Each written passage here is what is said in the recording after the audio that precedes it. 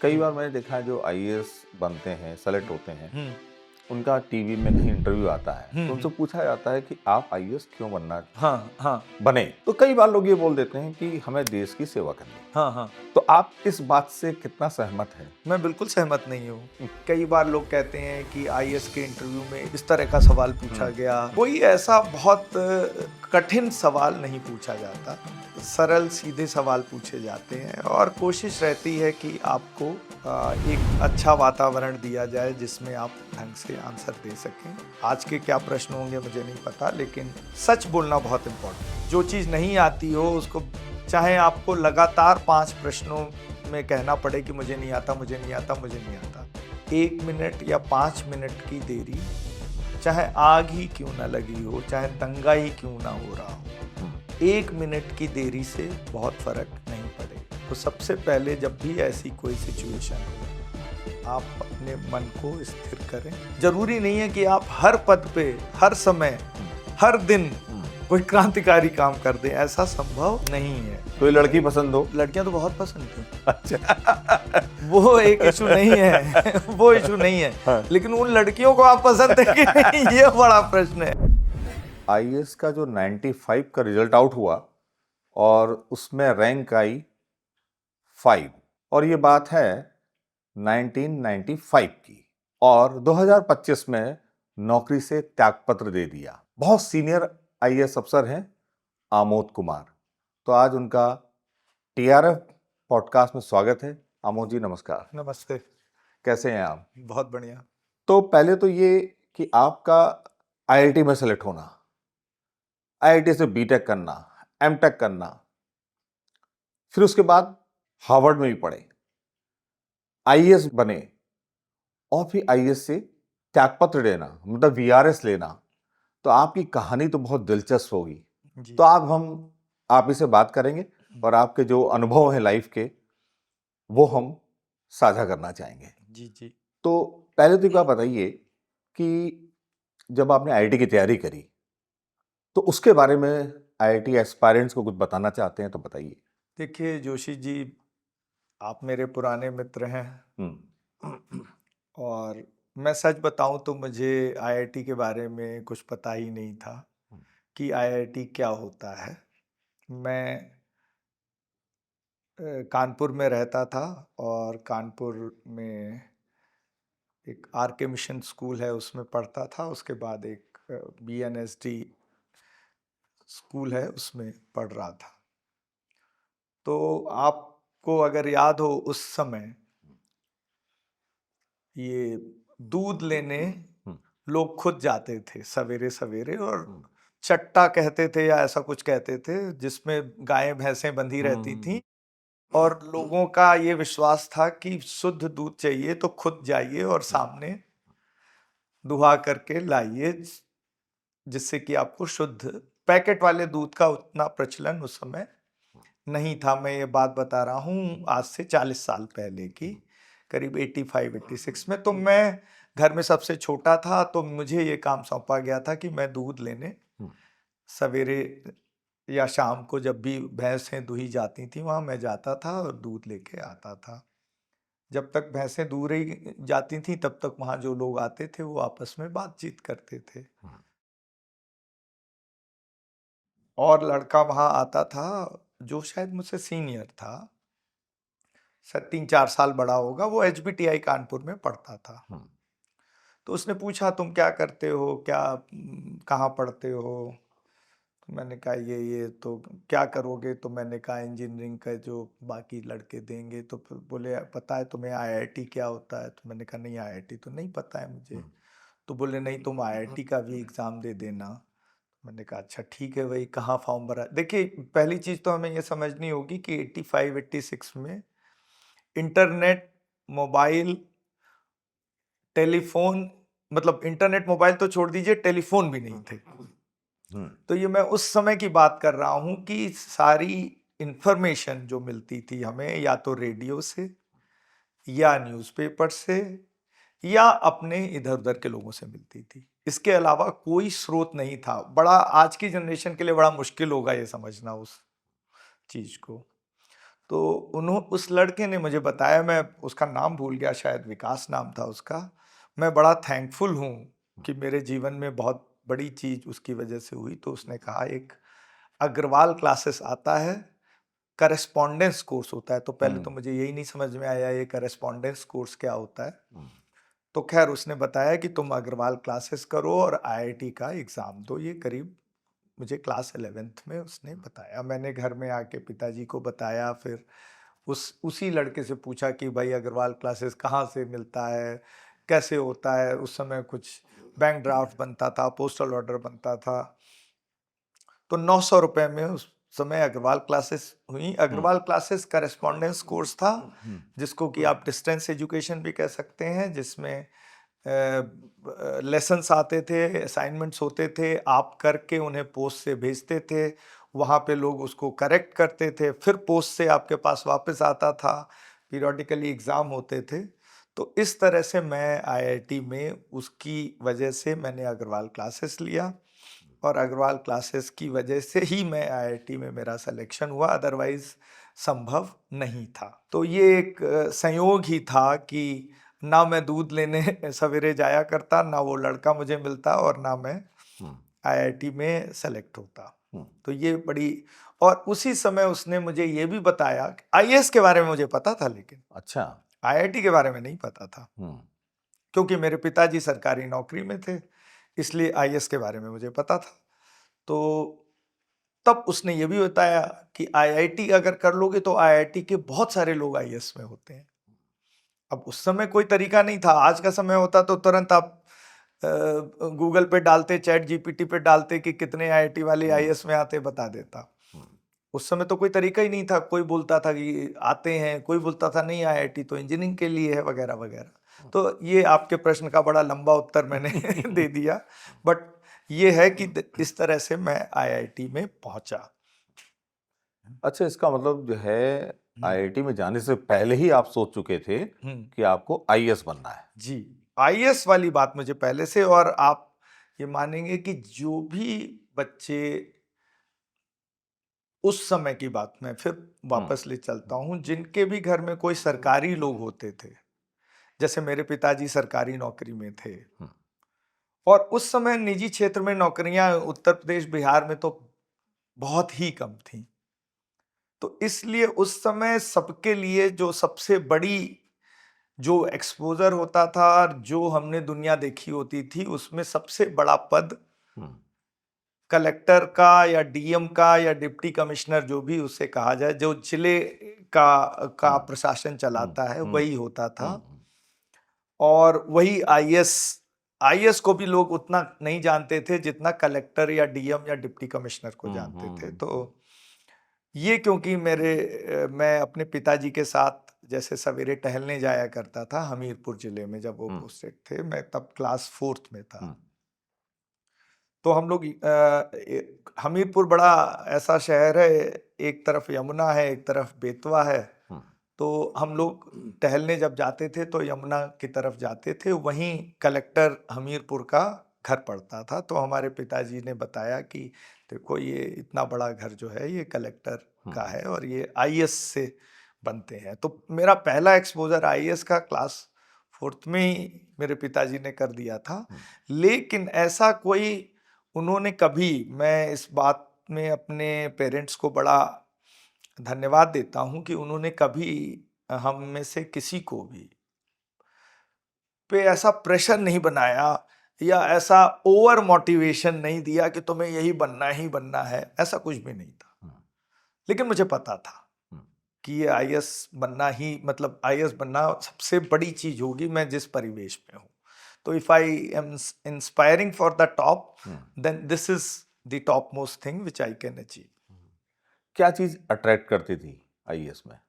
उस समय देखिए बहुत छोटे छोटे थे, मैं तो अब बहुत 16 साल की उम्र में ही आईआईटी में ही पहुंच गया था, 20 साल में मैं इंजीनियर बन गया था। तो ऐसा बहुत कुछ मालूम ही नहीं था। लेकिन जो शुरू का यही था कि जो, जैसे मैंने आपको बताया कि बंगला जो होता है डीएम का, या वो भी, उसके अलावा भी समाज में जो उसका रुतबा। रुतबा, हाँ रुतबा, या स्टेटस या रिकॉग्निशन या प्रेस्टीज, और जो आप करना चाहते हैं, जैसे आपको, जैसे एक चीज और भी जैसे हमेशा हर आदमी के पास होती है कि जब भी आप कहीं भी धक्के खाते हैं, कोई भी परेशानी होती है, तो अब हम सब कहते हैं कि अरे बड़ा खराब व्यवस्था है, तो फिर पूछते हैं इसको कौन ठीक कर सकता है, बताते हैं नहीं नहीं इसको तो आईएएस ठीक कर सकता है। मतलब हर समस्या का हल, मतलब उस समाधान। समय ऐसे ये हाँ। बताया गया कि अगर ये प्रॉब्लम है तो इसको भी आईएएस ठीक कर सकता है, ये प्रॉब्लम है तो इसको भी आईएएस ठीक कर सकता है। तो एक बड़ा अच्छा कैरियर इस हिसाब से कि इसमें पॉलिटिक्स जैसा रिस्क भी नहीं, हर 5 साल में चुनाव लड़ने का भी झंझट नहीं, और अगर आप कुछ करना चाहते हैं तो कर भी सकते हैं। तो इसलिए शायद ये आईएएस का अट्रैक्शन था। अच्छा, तो आपने इसकी तैयारी फिर आईआईटी में जाते ही स्टार्ट कर दी थी क्या? बिल्कुल नहीं, वो आईआईटी में सिर्फ इतना मैंने किया आईएएस की वजह से कि मेरी रैंक ऐसी थी कि मैं केमिकल इंजीनियरिंग ले सकता था। उस समय इलेक्ट्रिकल, मैकेनिकल, फिर केमिकल आता था, उसके बाद सिविल इंजीनियरिंग आती थी। लेकिन मैं बचपन से ही बहुत ही स्ट्रेटेजिक रहा हूं, तो मैंने उस समय किसी तरह से पता किया कि जो सिविल सर्विसेज एग्जाम होता है उसमें इंजीनियरिंग के 3 सब्जेक्ट ही होते हैं, इलेक्ट्रिकल, मैकेनिकल और सिविल। केमिकल नहीं होता है। तो मैंने केमिकल छोड़ के सिविल इंजीनियरिंग ली। अच्छा। कि जिससे मेरे ये ऑप्शन खुले रहे। लेकिन मैं डायनामिक डिसीजन मेकर भी था। जब मैं आईआईटी में गया तो फिर लोगों ने मुझे और बताया, मेरे क्लासमेट्स ने, जो आईएएस में लोग आ रहे हैं आईआईटी से, वो इंजीनियरिंग सब्जेक्ट्स लेके नहीं आ रहे हैं, वो मैथ्स फिजिक्स लेके आ रहे हैं। तो मैं अपने पुराने डिसीजन को छोड़ के मैंने फिर मैथ्स फिजिक्स लेने का निर्णय लिया। और फिर जब बीटेक में मुझे पता चल गया कि मैथ्स फिजिक्स लेना है, तो मैंने कहा फिर सिविल इंजीनियरिंग पढ़ने का फायदा क्या। अच्छा। तो फिर मैंने 4 साल, ये चीज मुझे सेकेंड ईयर ऑफ बीटेक में पता चली, तो मैंने कहा फिर तो बहुत अच्छी बात है। तो फिर उसके बाद से मैंने सिविल इंजीनियरिंग पे पढ़ाई पर ध्यान देना छोड़ दिया।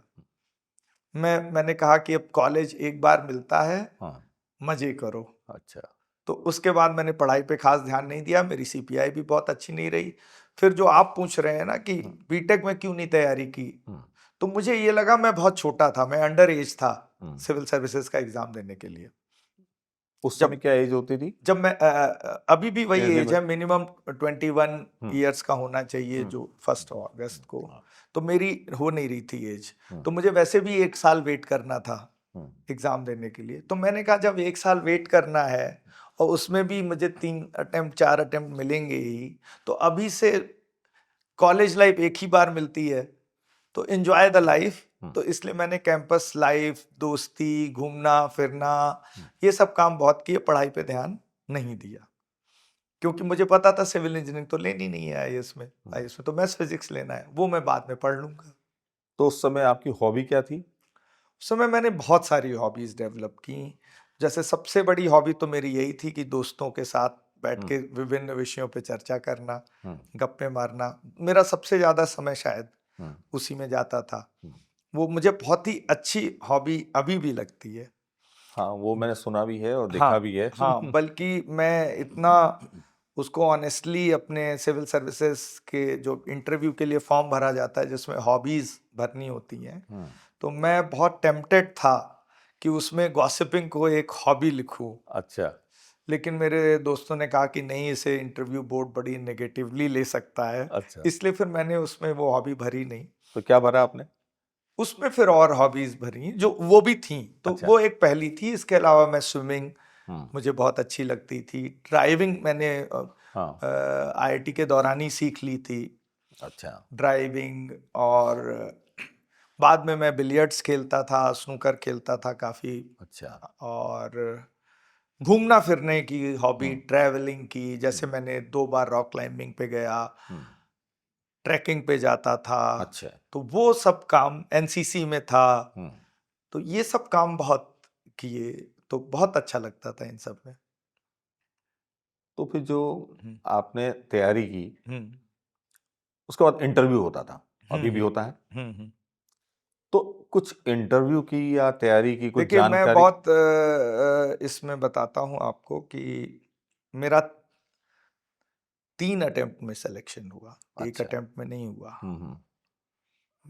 पहले अटेम्प्ट में मैं इंटरव्यू तक भी नहीं पहुंचा, हम्म। सिर्फ प्रीलिम्स और मेंस में हुआ। हम्म। दूसरे अटेम्प्ट में मैं इंटरव्यू तक पहुंचा, हम्म। लेकिन रैंक खराब आई। हम्म। तीसरे अटेम्प्ट में मेरी 5वीं रैंक आई। हाँ। तो मैंने उत्तरोत्तर हम्म। इम्प्रूवमेंट किया। हम्म। तो जब मैं दूसरे अटेम्प्ट में इंटरव्यू में पहुंचा, तो उस बार मेरे बहुत कम मार्क्स आए इंटरव्यू में, बहुत कम। अच्छा। और उसमें एक मिसेस बोर्डिया होती थी, वो मेरे इंटरव्यू बोर्ड, उनके बोर्ड बड़ा टफ माना जाता था, तो थोड़ी किस्मत का भी रोल था उसमें। हम्म। उन्होंने मुझसे सिविल इंजीनियरिंग रिलेटेड सवाल पूछ लिए। अच्छा। जैसे मुझे अभी भी याद है, उन्होंने पूछा था शायद कि एशिया का लार्जेस्ट केबल हेल्ड ब्रिज हम्म। कहाँ है और क्या है, मुझे कुछ पता ही नहीं था। हाँ। फिर उन्होंने पूछा कि केबल हेल्ड ब्रिज क्या होता है, हाँ। मुझे वो भी अच्छे से पता नहीं अच्छा। था। हाँ। फिर उन्होंने और 2-3 कुछ ऐसी चीजें पूछी। अच्छा, हाँ। मैं नर्वस भी हो गया उसके बाद। हाँ। तो खैर उसमें मुझे बहुत 40% मार्क्स आए मेरे इंटरव्यू अच्छा। में, बहुत हम्म। कम। लेकिन दूसरी बार मेरा इंटरव्यू बहुत अच्छा हुआ, अच्छा। उसमें मेरे 70% मार्क्स आए। तो हाँ। This is, you can imagine, हाँ। Between 2 attempts how much my personality improved. Hmm. तो उसमें जो जो थर्ड अटेम्प्ट वाला इंटरव्यू था, जो मिसेस दास थी, वो इंटरव्यू मेरे स्कूल से रिलेटेड हुआ। मैं अच्छा। आर के मिशन स्कूल का पढ़ा हुआ था, तो जो रामकृष्ण मिशन और स्वामी विवेकानंद की कानपुर हुआ। फिलॉसफी, हाँ, योगा, वैदिक मैथमेटिक्स, हम्म। इन सब चीज़ों पर वो इंटरव्यू हुआ, जो कि मेरे रुचि के क्षेत्र के थे।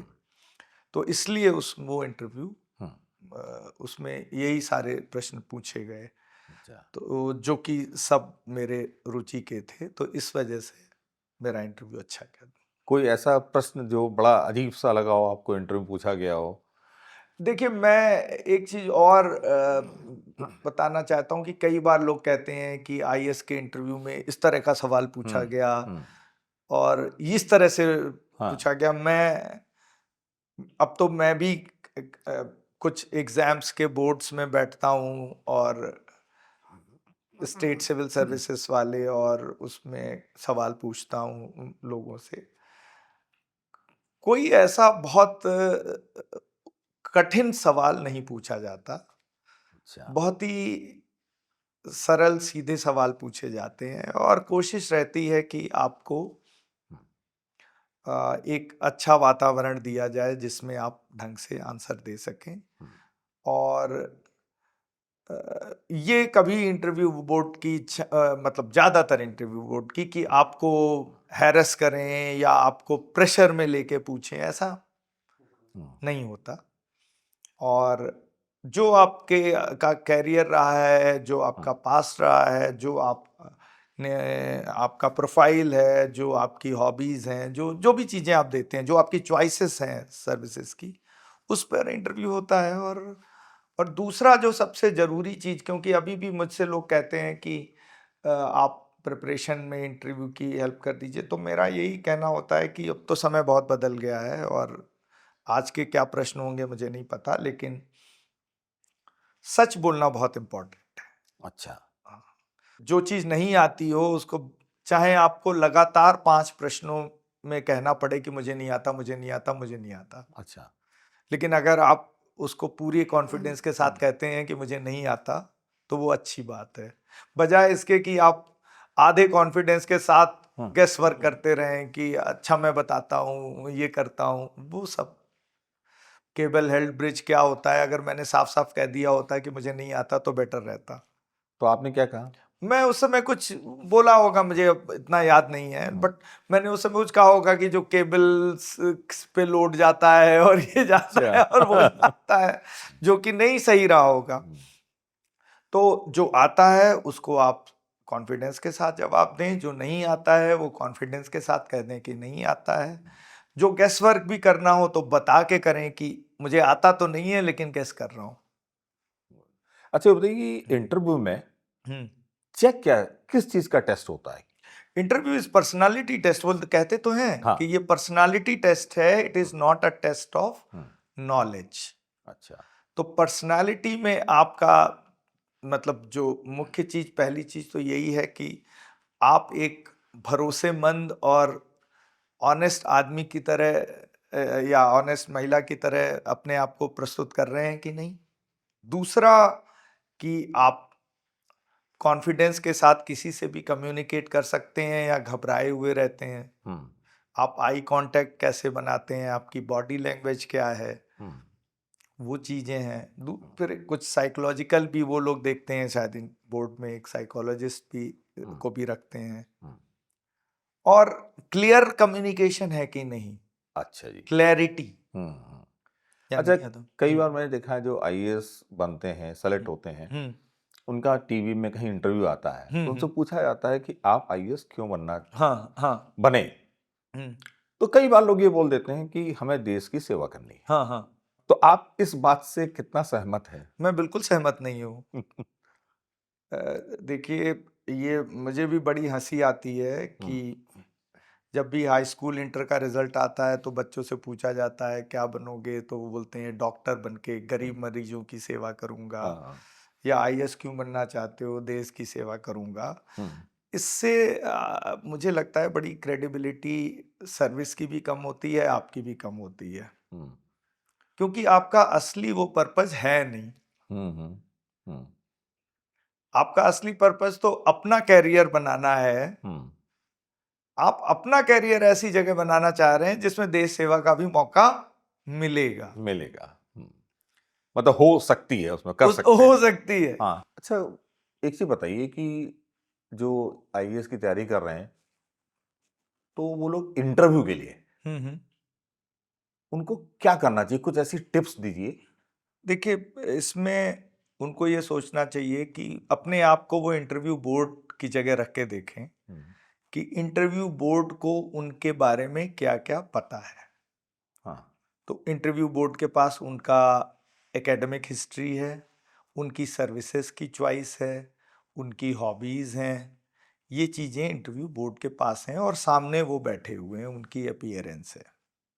तो नेचुरली वो जो जो चीज़ें उससे निकलती हैं, फॉर एग्जांपल आप कहाँ के रहने वाले हैं, किस स्टेट के हैं, किस डिस्ट्रिक्ट के, किस गांव के, उसकी उससे रिलेटेड कोई बात, किस स्कूल में पढ़े हैं, किस कॉलेज में पढ़े हैं, उसकी हिस्ट्री, उससे रिलेटेड कोई बात, उसके इम्प्रूवमेंट के लिए क्या हो सकता है, फिर आपने जो सर्विसेज की चॉइस दी है वो वैसी क्यों दी है। फिर एक तो स्टैंडर्ड क्वेश्चन है कि आप इस नौकरी में या सिविल सर्विसेज में क्यों जाना चाहते हैं। और कई बार लोग सिर्फ आईएएस की का तैयारी करके जाते हैं, तो वो ये भी पूछ देते हैं कि भाई अगर आप आईएएस नहीं हुए, मान लीजिए आप नीचे किसी और नौकरी में हुए, तो उसमें भी ज्वाइन क्यों करना चाहते हैं, वगैरह वगैरह। तो ये सब चीज़ें उनको, पहले तो प्रिपरेशन की बात हुई, फिर मॉक इंटरव्यूज बहुत ज़रूरी है। अच्छा जी। चाहे आपस में ही दोस्त लोग आपस में कर लें कि 30 मिनट का, 25 मिनट का एक मॉक इंटरव्यू, तो उससे बहुत सारी चीज़ें, आपकी कमियां, आपके दोस्त या कोई सीनियर हो, कोई जानकार हो, या कोई कोचिंग हो, कोई कहीं से भी मॉक इंटरव्यूज बहुत आवश्यक है, उनसे बहुत मदद मिलती है। और इसके अलावा जो जनरल प्रिंसिपल वही है कि clarity of communication, confidence and honesty. और एक चीज़ आपको और सोच लेनी चाहिए कि इंटरव्यू आजकल जितने एग्ज़ाम होता है उसका इंटरव्यू का वेटेज 10% 15% से ज़्यादा नहीं है, जहाँ तक मुझे पता है। उस समय तो 2300 में 300 का होता था, अब शायद कुछ चेंज हो गया है। तो एक चीज़ ये भी ध्यान कर लें कि अगर आपका रिटर्न बहुत अच्छा हुआ है तो इंटरव्यू से मतलब फ़र्क पड़ेगा, लेकिन बहुत फ़र्क नहीं पड़ेगा। रिटर्न ख़राब हुआ है तो भी बहुत फ़र्क नहीं पड़ेगा। तो जो आपका मेन रिजल्ट है वो तो हो चुका है, इसलिए बहुत परेशान घबराने की आवश्यकता नहीं है। अच्छा, अब ये तो रही आपकी तैयारी की बात। आप जब सेलेक्ट हुए तो रिजल्ट आया, ऑल इंडिया 5, तो वो दिन एक बहुत आपके लिए भी यादगार दिन होगा। जी जी। और उसके बाद आपने फिर जब नौकरी ज्वाइन की होगी, हम्म। तो अगर आप कुछ बता पाएं, जब नए नए ज्वाइन किया, आप एसडीएम बने, हम्म। और उस नया नया तजुर्बा जो हम्म। था आपका, नया कोई किस्से, और आप क्या फील कर रहे थे? देखिए, मुझे फ्रैंकली स्पीकिंग बहुत उम्मीद नहीं थी कि मैं इतना अच्छा करूंगा तीसरे अटेम्प्ट में। हम्म, और उस समय हम लोग आईआईटी के हॉल 4 में रहते थे, आईआईटी कानपुर के। और बहुत लोग एक दूसरे का प्रैंक किया करते थे। कई बार तो कई लोग कह देते थे कि अरे तेरा सिलेक्शन हो गया और ट्रीट दे और ट्रीट दे, और बाद में बेचारे का नहीं हुआ होता था। अच्छा। हाँ। लड़के आपस में ऐसी हम्म, शैतानियां करते हैं। मैं बाथरूम में नहा रहा था, लोग आए बहुत जोर शोर से कि अरे बाहर आओ बाहर आओ, तुम्हारी 5वीं रैंक आई है और अभिषेक की 6ठी रैंक आई है। अच्छा। तो हम्म, मुझे लगा कि ये हम्म, लगता है हाँ। वैसा ही कोई हम्म, मजाक है, कि ऐसा कैसे हो सकता है कि हम दोनों ने साथ तैयारी की हो, और बल्कि उसने मेरे मॉक इंटरव्यूज लिए थे और ये सब था, कि ऐसा थोड़ी हो सकता है कि दोनों की मेरी 5वीं हो उसकी 6ठी हो। हम्म, तो लेकिन अभिषेक को कॉन्फिडेंस था कि उसकी 6ठी रैंक आ सकती है, अच्छा। मुझे नहीं था। हाँ। तो फिर हुआ कि भाई चलो अभी ट्रीट दो हम लोगों को, ये करो वो। हम लोगों ने कहा भाई ऐसे थोड़ी होता है, हाँ। जब तक रिजल्ट प्रॉपरली देख नहीं लेंगे तब तक। तो फिर हम लोग फोन करने गए कि एसटीडी पीसीओ वाला ज़माना था ये, 1995। हम्म। तो हमारे मेन फैकल्टी बिल्डिंग के नीचे एक बूथ होता था, वहाँ पे हम लोग गए, 100 रुपए का कार्ड लिया। वो कार्ड देते थे, तो वो कार्ड आप उसमें लगा करके फ़ोन करते थे। कार्ड का पैसा ख़त्म हो जाता था तो कॉल हम्म, कट जाती थी। तो 100 रुपये बड़ा अमाउंट था। हमने 100 रुपये का कार्ड लिया कि भाई दोनों लोगों का रोल नंबर बताएंगे, पूछेंगे तो टाइम लगेगा। अब जैसा होता है वो रिंग जा रही है वहाँ यूपीएससी में, कोई उठा, मतलब हम्म, पहले किसी ने उठाया फिर कहीं भेजा, हम्म, जैसे होता है ना एक्सटेंशन या जो। तो ये करते करते जब तक हम उस पे आए कि अपना रोल नंबर बताइए, तब तक 90 रुपए खर्च हो गए थे। अच्छा। हाँ। तो मैंने तुरंत फोन काट दिया। हम्म, तो अभिषेक ने कहा क्यों काट दिया? मैंने कहा 10 रुपए तो बचा लिए, क्योंकि 10 रुपए में रोल नंबर बता करके वो रिजल्ट नहीं बता सकता था उधर अच्छा। से। हाँ।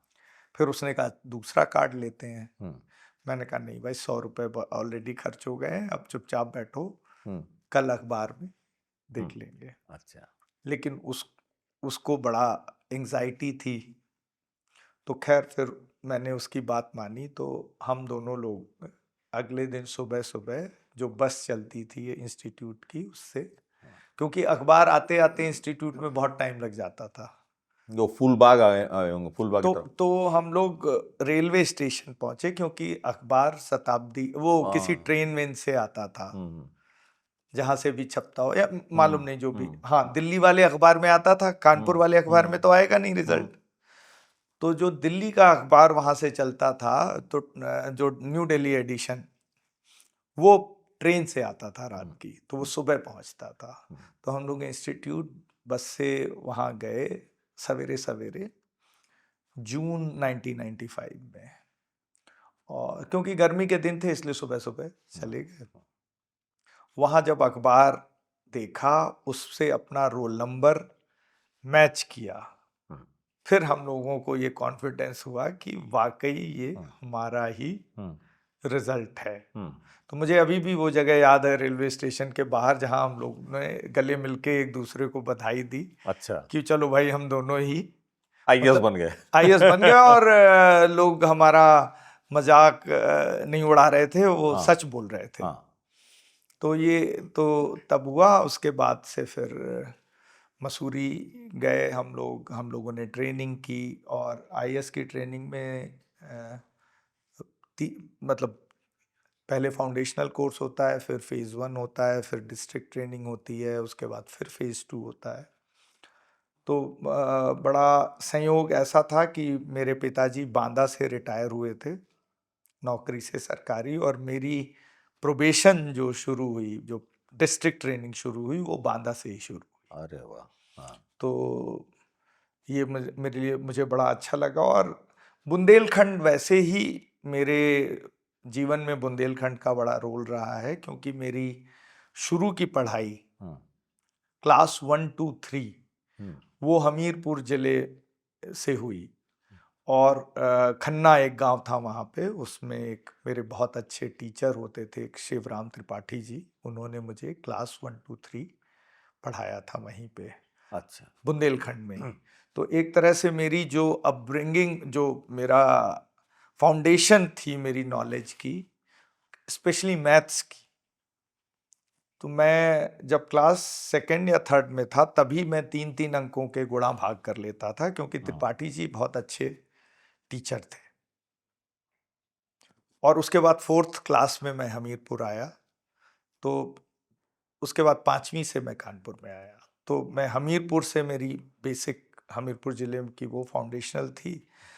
फिर मेरी ट्रेनिंग भी बांदा ज़िले से शुरू हुई, जो कि बुंदेलखंड का एक बहुत पिछड़ा हुआ इलाका था। मेरे कलेक्टर बहुत ही मुझे तो लगता है अपने क्षेत्र के सबसे अच्छे, एक, अगर मुझे आज भी एक आदर्श आईएएस अधिकारी पे निबंध लिखना हो, तो मैं उन पर ही निबंध लिखूंगा। क्या नाम है उनका? उनका नाम आलोक कुमार है। वो 88 बैच के ऑफिसर थे, रिटायर हो गए अब तो। भारत सरकार में सेक्रेटरी पावर से रिटायर हुए। और उन्होंने मुझे बहुत नौकरी में सिखाया, राइट फ्रॉम डे वन। बाद में मैं उनका एसडीएम भी रहा गाजियाबाद में। तो उनसे मुझे बहुत सीखने को मिला। और जैसे होता है कि जब हम, और उन्होंने मुझे बिगाड़ा भी नहीं बिल्कुल। जैसे आपने बोला ना कि आईएएस में शुरू शुरू में आते हैं तो बहुत तड़ी में रहते हैं, बहुत रुतबे का वो रहता है। तो नॉर्मली जो कलेक्टर्स होते हैं गाड़ी वाड़ी भेज देते हैं, कि मैं कानपुर में था, मैं बांदा में था, कि भाई गाड़ी से ले आएगी। लेकिन मुझे याद है कि उन्होंने कोई गाड़ी वाड़ी नहीं भेजी। उन्होंने पूछा कि अच्छा, मैंने फ़ोन ऑन किया, उन्होंने कहा अच्छा आ रहे हैं, अच्छा कब आएंगे बताइए, कैसे आएंगे। मैंने कहा मैं आऊँगा। बोले ठीक है, बता देना यहाँ पे, तो आपको यहाँ पे कोई ले लेगा जाके। तो मैं बस से, रोडवेज, यूपी रोडवेज की बस से ही ज्वाइन करने गया था। अच्छा। कानपुर से चल के। इस मामले में मेरे कलेक्टर ने मुझे बहुत ग्राउंडेड रखा, कि कहीं किसी सुविधा का कोई मिसयूज नहीं, गेस्ट, चाहे वो गेस्ट हाउस हो, चाहे वो गाड़ी हो।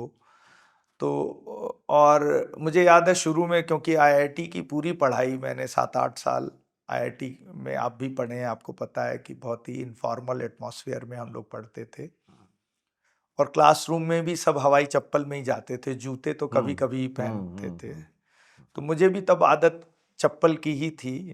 एकेडमी में भी मैंने चप्पल ही बहुत पहनता था। तो जब मैं वहाँ पे भी उनके यहाँ चप्पल पहन के पहुँच गया, अपने कलेक्टर साहब के यहाँ, तो उन्होंने तब मुझे बड़े प्यार से समझाया कि नहीं, इसमें अब थोड़ा सा, उन्होंने कभी डांट फटकार तो की नहीं, लेकिन उन्होंने प्यार से समझाया कि थोड़ा सा इसमें ऑफिशियल, उसमें थोड़ा अटायर का ध्यान रखना पड़ता है और ऐसे। तो तब फिर मैंने, जूता पहनने की आदत नहीं थी, तो मैंने फिर भी फॉर्मल लेदर वाले जो सैंडल्स होते हैं, फिर कभी कभी जूते भी पहनना। तो इस तरह से हवाई चप्पल पहले तो मैं बहुत पहनता था ना, तो उस वजह से तो उन्होंने काफ़ी सिखाया। और मेरे एसडीएमशिप में बहुत जो वही होते हैं, हम लोग रॉ होते हैं, बहुत झगड़े हुए लोगों से, बहुत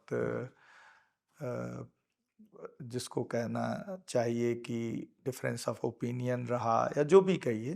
किससे किससे झगड़े हुए? झगड़े कई बार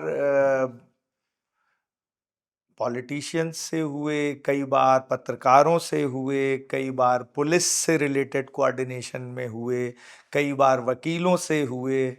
और इस चक्कर में मेरे तबादले भी कई हुए। और मैंने 5 जिलों में एसडीएम रहने का मुझे सौभाग्य मिला, करीब 2 ढाई साल की अवधि में। नहीं, 2.5 साल नहीं, हाँ, तो करीब 3 साल की अवधि में। तो मैं जैसे बांदा में मैंने एसडीएम रहा, बांदा का एक तहसील थी जिसमें मैं एसडीएम रहा, फिर फतेहपुर में रहा, फिर प्रतापगढ़ में रहा, फिर गाज़ियाबाद में रहा, फिर पौड़ी गढ़वाल में रहा। तो ये मैं इसको अपना सौभाग्य भी मानता हूँ, और कि मुझे 5 अलग अलग क्षेत्रों में की जगहों का, वेस्टर्न यूपी का भी एक्सपीरियंस हुआ, ईस्टर्न का भी एक्सपीरियंस हुआ, सेंट्रल का भी हुआ, बुंदेलखंड का भी हुआ और उत्तराखंड का भी हुआ। तो कोई किस्सा सुनाना चाहेंगे?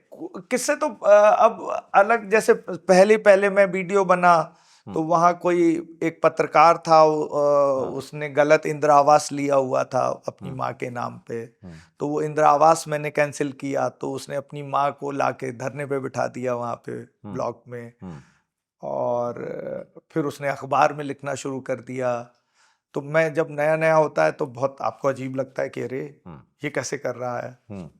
तो खैर वो हुआ। फिर इसी तरह मैं एक, जैसे दूसरे में था कि जैसे इलीगल माइनिंग हो रही है, कुछ हो रही है, तो मैंने वो गाड़ियां बंद करवाई। अच्छा। फिर रात में जो वहाँ का पुलिस वाला इंस्पेक्टर था, उसने पैसे ले लेके गाड़ियां छोड़ दी। अच्छा। हाँ। तो ऐसे बहुत से अनुभव हुए। एक मैं, जैसे फतेहपुर में मेरी पोस्टिंग हुई, तो एक रेवेन्यू रिकवरी हम लोग करते हैं, जो गवर्नमेंट ड्यूज रिकवर करते हैं। तो मैंने एक ही दिन में सवेरे से लेके रात तक इतना ज़्यादा उसमें लोगों का, जो कुर्की की एक कार्रवाई होती है, जेल में भेजने की कार्रवाई होती है, मुझे याद है, तो उसमें इतने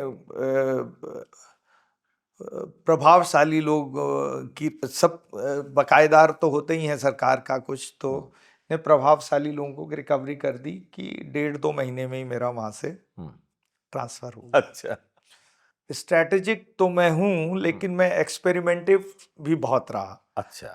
तो एसडीएमशिप में, जैसे मुझे याद है, आपने भी शायद यूपी बोर्ड से पढ़े होंगे। स्कूल में जब छोटे थे हम लोग, क्लास आई थिंक, मालूम नहीं, 4th-5th में, एक किताब होती थी, विज्ञान आओ करके सीखें, या मालूम नहीं आपको याद हो ना हो। तो उसमें बहुत सारे एक्सपेरिमेंट्स दिए होते थे कि ये पानी ऐसे कैसे गिर रहा है, आओ इसका पता लगाएं, उसका पता, आओ इसका पता आओ लगाएं, इसका पता लगाएं। तो मैं भी यही सब करता था कि देखें, अच्छा ये, मतलब मुझे लग रहा है कि ये चीज करना प्रैक्टिकल नहीं है, लेकिन करके देखें। लेकिन मैं करता हूँ, करके देखते हैं कि क्या होगा। आओ इसका पता लगाएं। अच्छा। कि ये क्यों प्रैक्टिकल नहीं है। तो चाहे वो मेरे पुलिस से, चाहे नेताओं से, चाहे वकीलों से, वकीलों की हड़ताल हो जाना, लेखपालों की हड़ताल हो जाना, अमीनों की हड़ताल हो जाना, ये सब मैंने देखा। तो आपके डिपार्टमेंट में कुछ जो आपसे नीचे लोग होते थे, वो आपसे खुश रहते थे? बिल्कुल नहीं, तभी तो ये सब हड़तालें होती थी, लेखपालों की हड़ताल, अमीनों की हड़ताल, वकीलों की हड़ताल होती थी काफी। और जो ऊपर रहते थे आपसे, ऊपर वाले लोग खुश भी रहते थे, और उनको मैं एक समस्या के रूप में भी दिखता था। अच्छा। कि भाई इसकी वजह से जो है कहीं भी कुछ ना कुछ बवाल करते ही रहता है। तो मैं बहुत ही उस तरह से, तो उस समय मैंने क्या किया कि जो उनकी बस में पकड़ने जा रहा था एक विधायक जी की, वो उन्हीं के पेट्रोल पंप के पास से पकड़ रहा था। अच्छा। तो मैंने कहा देखते हैं क्या होता है। तो वहां मेरा घेराव हो गया बहुत ज्यादा, और फिर मैं उस बस को पकड़ नहीं सका। अच्छा। और फिर वो विधायक जी भी मेरे पीछे पड़ गए, उन्होंने मेरे खिलाफ एफआईआर करवाई। अच्छा। बहुत सारी चीजें हुई, और उसके बाद फिर मेरा तबादला हो गया, और उसमें मुख्यमंत्री जी भी इन्वॉल्व हुए उस घटना में, और शायद सरकार उन विधायक जी के सपोर्ट से चल रही थी या क्या चल रहा था। तो उन्होंने उस तरह की भी धमकी दे दी, तो बहुत सारी चीजें हुई, तो उससे फिर मेरा तबादला हुआ। तो इस तरह की चीजें होती रहीं, और मुझे बिल्कुल भी, मैं अब देखता हूँ, उस समय तो मुझे बहुत कई बार बुरा भी लगता था, लेकिन अब मुझे लगता है कि वो शायद उतने सारे अनुभव होने से ही मुझे बहुत सारे सिस्टमिक इश्यूज का पता चला, और बहुत तरह तरह की चीजें मैंने देखी। और तो ये क्यूरियोसिटी और एक्सपेरिमेंटेशन मैंने बहुत किया। अच्छा, एक बात है, जैसे कभी क्या होता है कि आपका मूड खराब है, किसी भी कारण से, चाहे सीनियर की वजह से, चाहे जूनियर की वजह से, चाहे घर की वजह से, एनीथिंग, लेकिन आपके मूड के खराब होने से जनता में कई लोगों का मतलब आपके जो डिसीजंस होते हैं, तो उससे कई बार डिसीजन ऐसे हो जाते होंगे, कुछ आप ऐसा एक्शन ले लेते होंगे कि नहीं, ऐसा हो तो सकता है, लेकिन इतना होता इसलिए नहीं होता है। मैं बता दूं क्यों नहीं होता है। क्योंकि मूड जब खराब होता है तो वो ये इससे ये तो होता है कि आप फालतू में सबको डांटते रहते हैं। तो लेकिन जब कागज पर कोई निर्णय लेना होता है, कुछ लिखना पढ़ना होता है, तो फिर आपका प्रोफेशनलिज्म उस समय किक इन कर जाता है। कागजों पर मुझे नहीं ऐसा याद पड़ता कि मूड खराब होने की वजह से मैंने कोई बहुत बुरा निर्णय लिया हो। नहीं, कागजों पर नहीं लिया हो। एक्सपेरिमेंट करने के लिए जरूर हो सकता है मैंने कुछ किया हो, लेकिन मूड खराब होने की वजह से नहीं।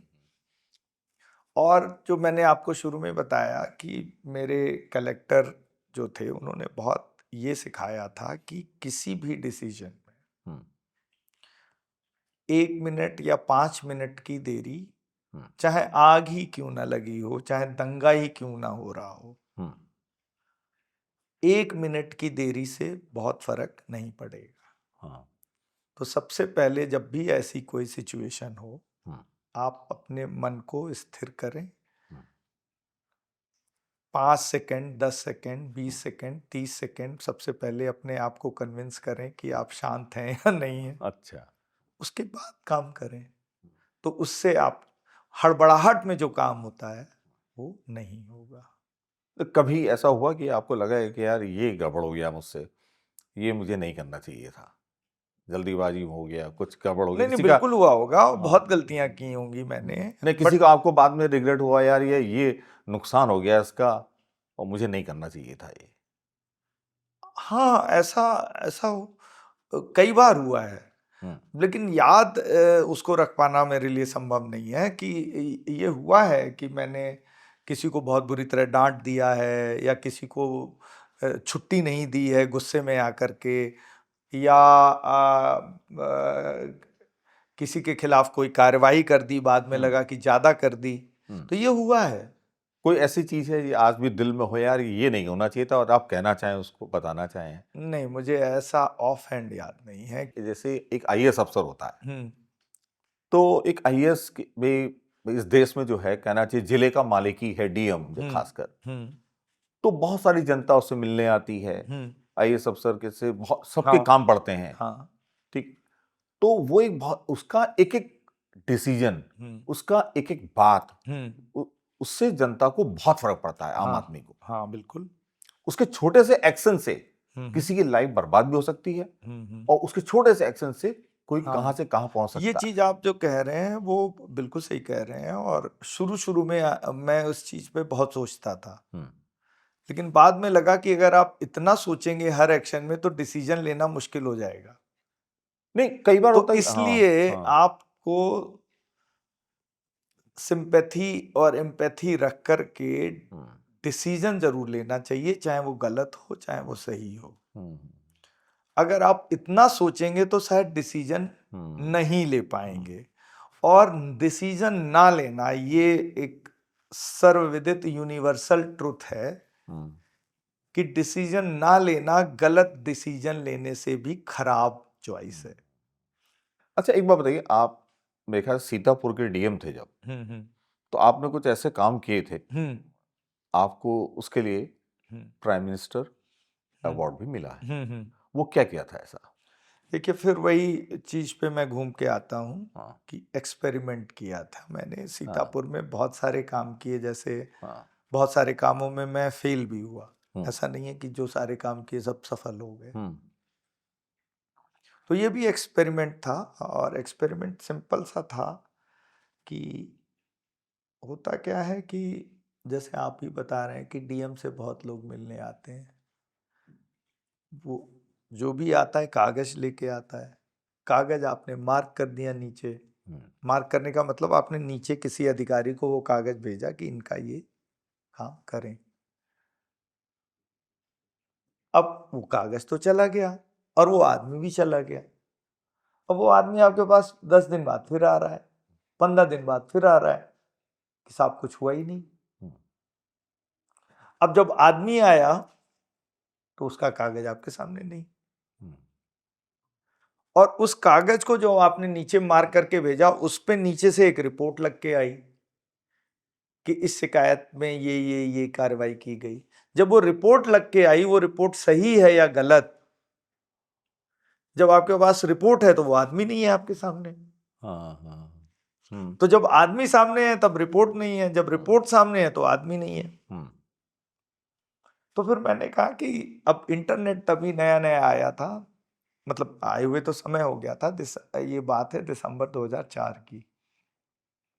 तो मैंने कहा ऐसा क्यों नहीं करते कि इसको वेब बेस्ड कर दें, कि इंटरनेट पे शिकायत भी आए, इंटरनेट पे ही उसका निस्तारण भी आए, इंटरनेट पे ही वो आदमी उस पे कमेंट भी कर दे कि ये निस्तारण सही है या गलत,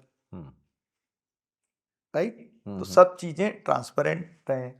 उसमें ये भी लिख दे कि उसने उस आदमी को सुना या नहीं सुना, सुना तो कब सुना, कहाँ सुना। जिससे होता है ना कि कमरे में बैठ के रिपोर्ट लिख ली, वो ना हो। तो हम लोगों ने वही काम किया, एक वेबसाइट बनाई, उस पे ये फीचर्स डाले, और प्राइवेटली कुछ जिले में कियोस्क खोल दिए, करीब 10-12, जहां पे आदमी बजाय डीएम के पास आने के वहीं जाए, 10 रुपए में अपनी शिकायत दर्ज कराए, बाद में जाकर के उसका निस्तारण वहीं जाके देख ले कि क्या हुआ, उसमें असंतुष्ट है तो दोबारा कर दे, और अगर नहीं फिर भी हो रहा है तो उसका प्रिंट आउट लेके डीएम से मिलने आए। तो उससे होता क्या था कि जब मेरे पास आदमी मिलने आएगा तो एक स्टेज ऑफ फिल्टरिंग ऑलरेडी हो चुकी होगी। वो लेके आएगा कि भाई मैंने ये शिकायत डाली थी, ये इसका निस्तारण हुआ, मैं इससे संतुष्ट नहीं था, फिर भी ये नहीं हो रहा है, अब आप कुछ करिए। तो आई विल नो दोनों साइड्स का क्या वर्जन है। तो उसका नाम लोकवाणी दिया गया था उस समय। बाद में वो और जिलों में भी हुआ, और उसी समय जो कियोस्क बनाए थे हमने, जो सर्विस सेंटर पीपीपी बेस्ड, उसमें हमने और भी सरकारी सेवाएं उन कियोस्क से देनी शुरू की कि उनके लिए आदमी दफ्तर में क्यों जाए। तो बेसिकली करप्शन तभी ज्यादा होता है जब सामान्य आदमी सरकारी आदमी से मिलता है। तो अगर फिजिकल इंटरफेस ही खत्म हो जाए तो वही करने का प्रयास किया गया। तो बाद में भारत सरकार के सचिव जो थे उस समय आईटी के, उन्होंने उसका दौरा भी किया, और भारत सरकार ने फिर एक स्कीम भी बनाई, उसमें सीएससी की स्कीम, कॉमन सर्विस सेंटर, वो अभी भी चल रही है। देश में करीब 4-5 लाख कॉमन सर्विस सेंटर्स हैं, और जो हम लोगों ने अपने जिले में ग्रीवांस रेड्रेसल का काम किया वो और जिलों में भी रेप्लिकेट हुआ, और अब तो प्रदेश स्तर पर बाद में उसका पोर्टल बना, जन सुनवाई पोर्टल जिसको बोलते हैं। आज भी वो पोर्टल इस्तेमाल होता है लोगों की शिकायतों के निस्तारण में। उसका रिव्यू माननीय मुख्यमंत्री जी स्वयं कई बार करते हैं। तो बड़ा सेटिस्फाइंग था वो काम कि लोगों की बात अगर प्रशासन सुन ले किसी तरह और उस पर एक्शन ले ले। जनता का काम सरकारी दफ्तर में पहले से आसान हुआ है या और जटिल हो गया है? मुझे लगता है पहले से तो आसान हुआ है, लेकिन जितना आसान होना चाहिए उतना नहीं हुआ है। देखिए, आप अगर आज को कंपेयर करें 20 साल पहले से, तो अगर आप अपने पिताजी से पूछें, चाचा जी से पूछें, तो हर चीज के लिए बैंक जाते थे, बिजली का बिल जमा करने जाते थे, हाउस टैक्स जमा करने जाते थे, प्रमाण पत्र बनवाने तहसील जाते थे, खतौनी की नकल लेने के लिए लेखपाल के पीछे घूमते थे। एक राग दरबारी पुस्तक भी है जिसमें उसका जिक्र है। आज बताइए क्या वो सब काम के लिए जाते हैं? नहीं। लेकिन कुछ नए कामों के लिए जाते हैं अब नए कामों के लिए जाते हैं तो ये तो चलता रहेगा, लेकिन अभी भी जो ईज ऑफ लिविंग हम लोग बोलते हैं और ईज ऑफ डूइंग बिजनेस, उसमें बहुत काम बाकी है। और अब मुझे लगता है एआई के प्रयोग से और जो आधार आया है, यूनिक आइडेंटिटी, उसके प्रयोग से जो सरकार की मोनोपोली है, अगर हम सरकार की मोनोपोली को खत्म कर दें जनता की सेवाओं देने के लिए, तो उससे बहुत सुधार होता है। जैसे उदाहरण के लिए, आप को कोई प्रमाण पत्र या कोई काम कराना है तो आप एक ऑफिस में ही क्यों जाएं? One window. नहीं, हाँ, मेरा ये हाँ। कहना है कि एक ऑफिस में क्यों जाएं? भाई मैं इस तहसील में रहता हूं तो हम्म, मैं इस तहसील के ही दफ्तर क्यों जाऊं? हम्म, मुझे ये छूट हो कि मैं किसी भी दफ्तर में चला जाऊं। हम्म। तो अगर एक दफ्तर ज्यादा करप्शन कर रहा है तो मैं दूसरे में चला जाऊंगा, दूसरा कर हाँ। रहा है तो मैं तीसरे में चला जाऊंगा। तो एक कंपटीशन, हम्म। जैसे आप देखें one nation one ration card की स्कीम, हाँ, हाँ। मुझे लगता है पूरे देश में अब या प्रदेश में करीब 10-20 हजार दुकानें बंद हो गई राशन की, उसकी वजह से हम्म, कि जो भी राशन का डीलर हम्म। सही तरह से तौल नहीं रहा है, जनता से दुर्व्यवहार कर रहा है, उन्होंने अपना राशन कार्ड दूसरी जगह से, मतलब उन्होंने दूसरी जगह से राशन लेना शुरू कर दिया, हाँ, तो वो दुकान बंद हो गई। हाँ। सरकारी दफ्तर की एक गलती है, मान लिया कि कंप्यूटर पे आपका नाम गलत लिख दिया, ठीक है, चाहे आपकी जमीन के पेपर हों या कोई भी कागजात हो, ठीक है। अब उसको करेक्ट कराने के लिए, सही कराने के हाँ, लिए हाँ, भी आदमी को सरकारी दफ्तर बिल्कुल। के चक्कर लगाने पड़ते तो हैं। उसका एक प्रोसेस है पेपर करेक्शन का भी, खासकर जमीन की जो बात आपने की, हाँ, और वो प्रोसेस भी ऑनलाइन हो सकता है और कुछ हो रहा है। हाँ। अच्छा, दूसरा हमें लगता है कि प्रशासन में हमें दूसरे राज्यों से सीखने की जरूरत है और दूसरे राज्यों को हमसे सीखने की जरूरत है। हो क्या रहा है कि भारत इतना बड़ा देश है कि हर फील्ड में कोई एक राज्य ऐसा है जिसने बहुत अच्छा सिस्टम बनाया है, हर फील्ड में। तो बाकी राज्य उससे सिंपली कॉपी ही कर लें तो भी व्यवस्था बहुत सुधर सकती है, लेकिन हम लोग कॉपी ही नहीं करते ढंग से।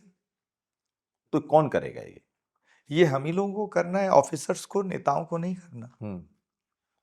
मैं आपको बहुत मजेदार एक चीज बताता हूँ। हमारे आईएएस का सर्विस वीक होता है, हर साल होता था, अब तो नहीं हो रहा।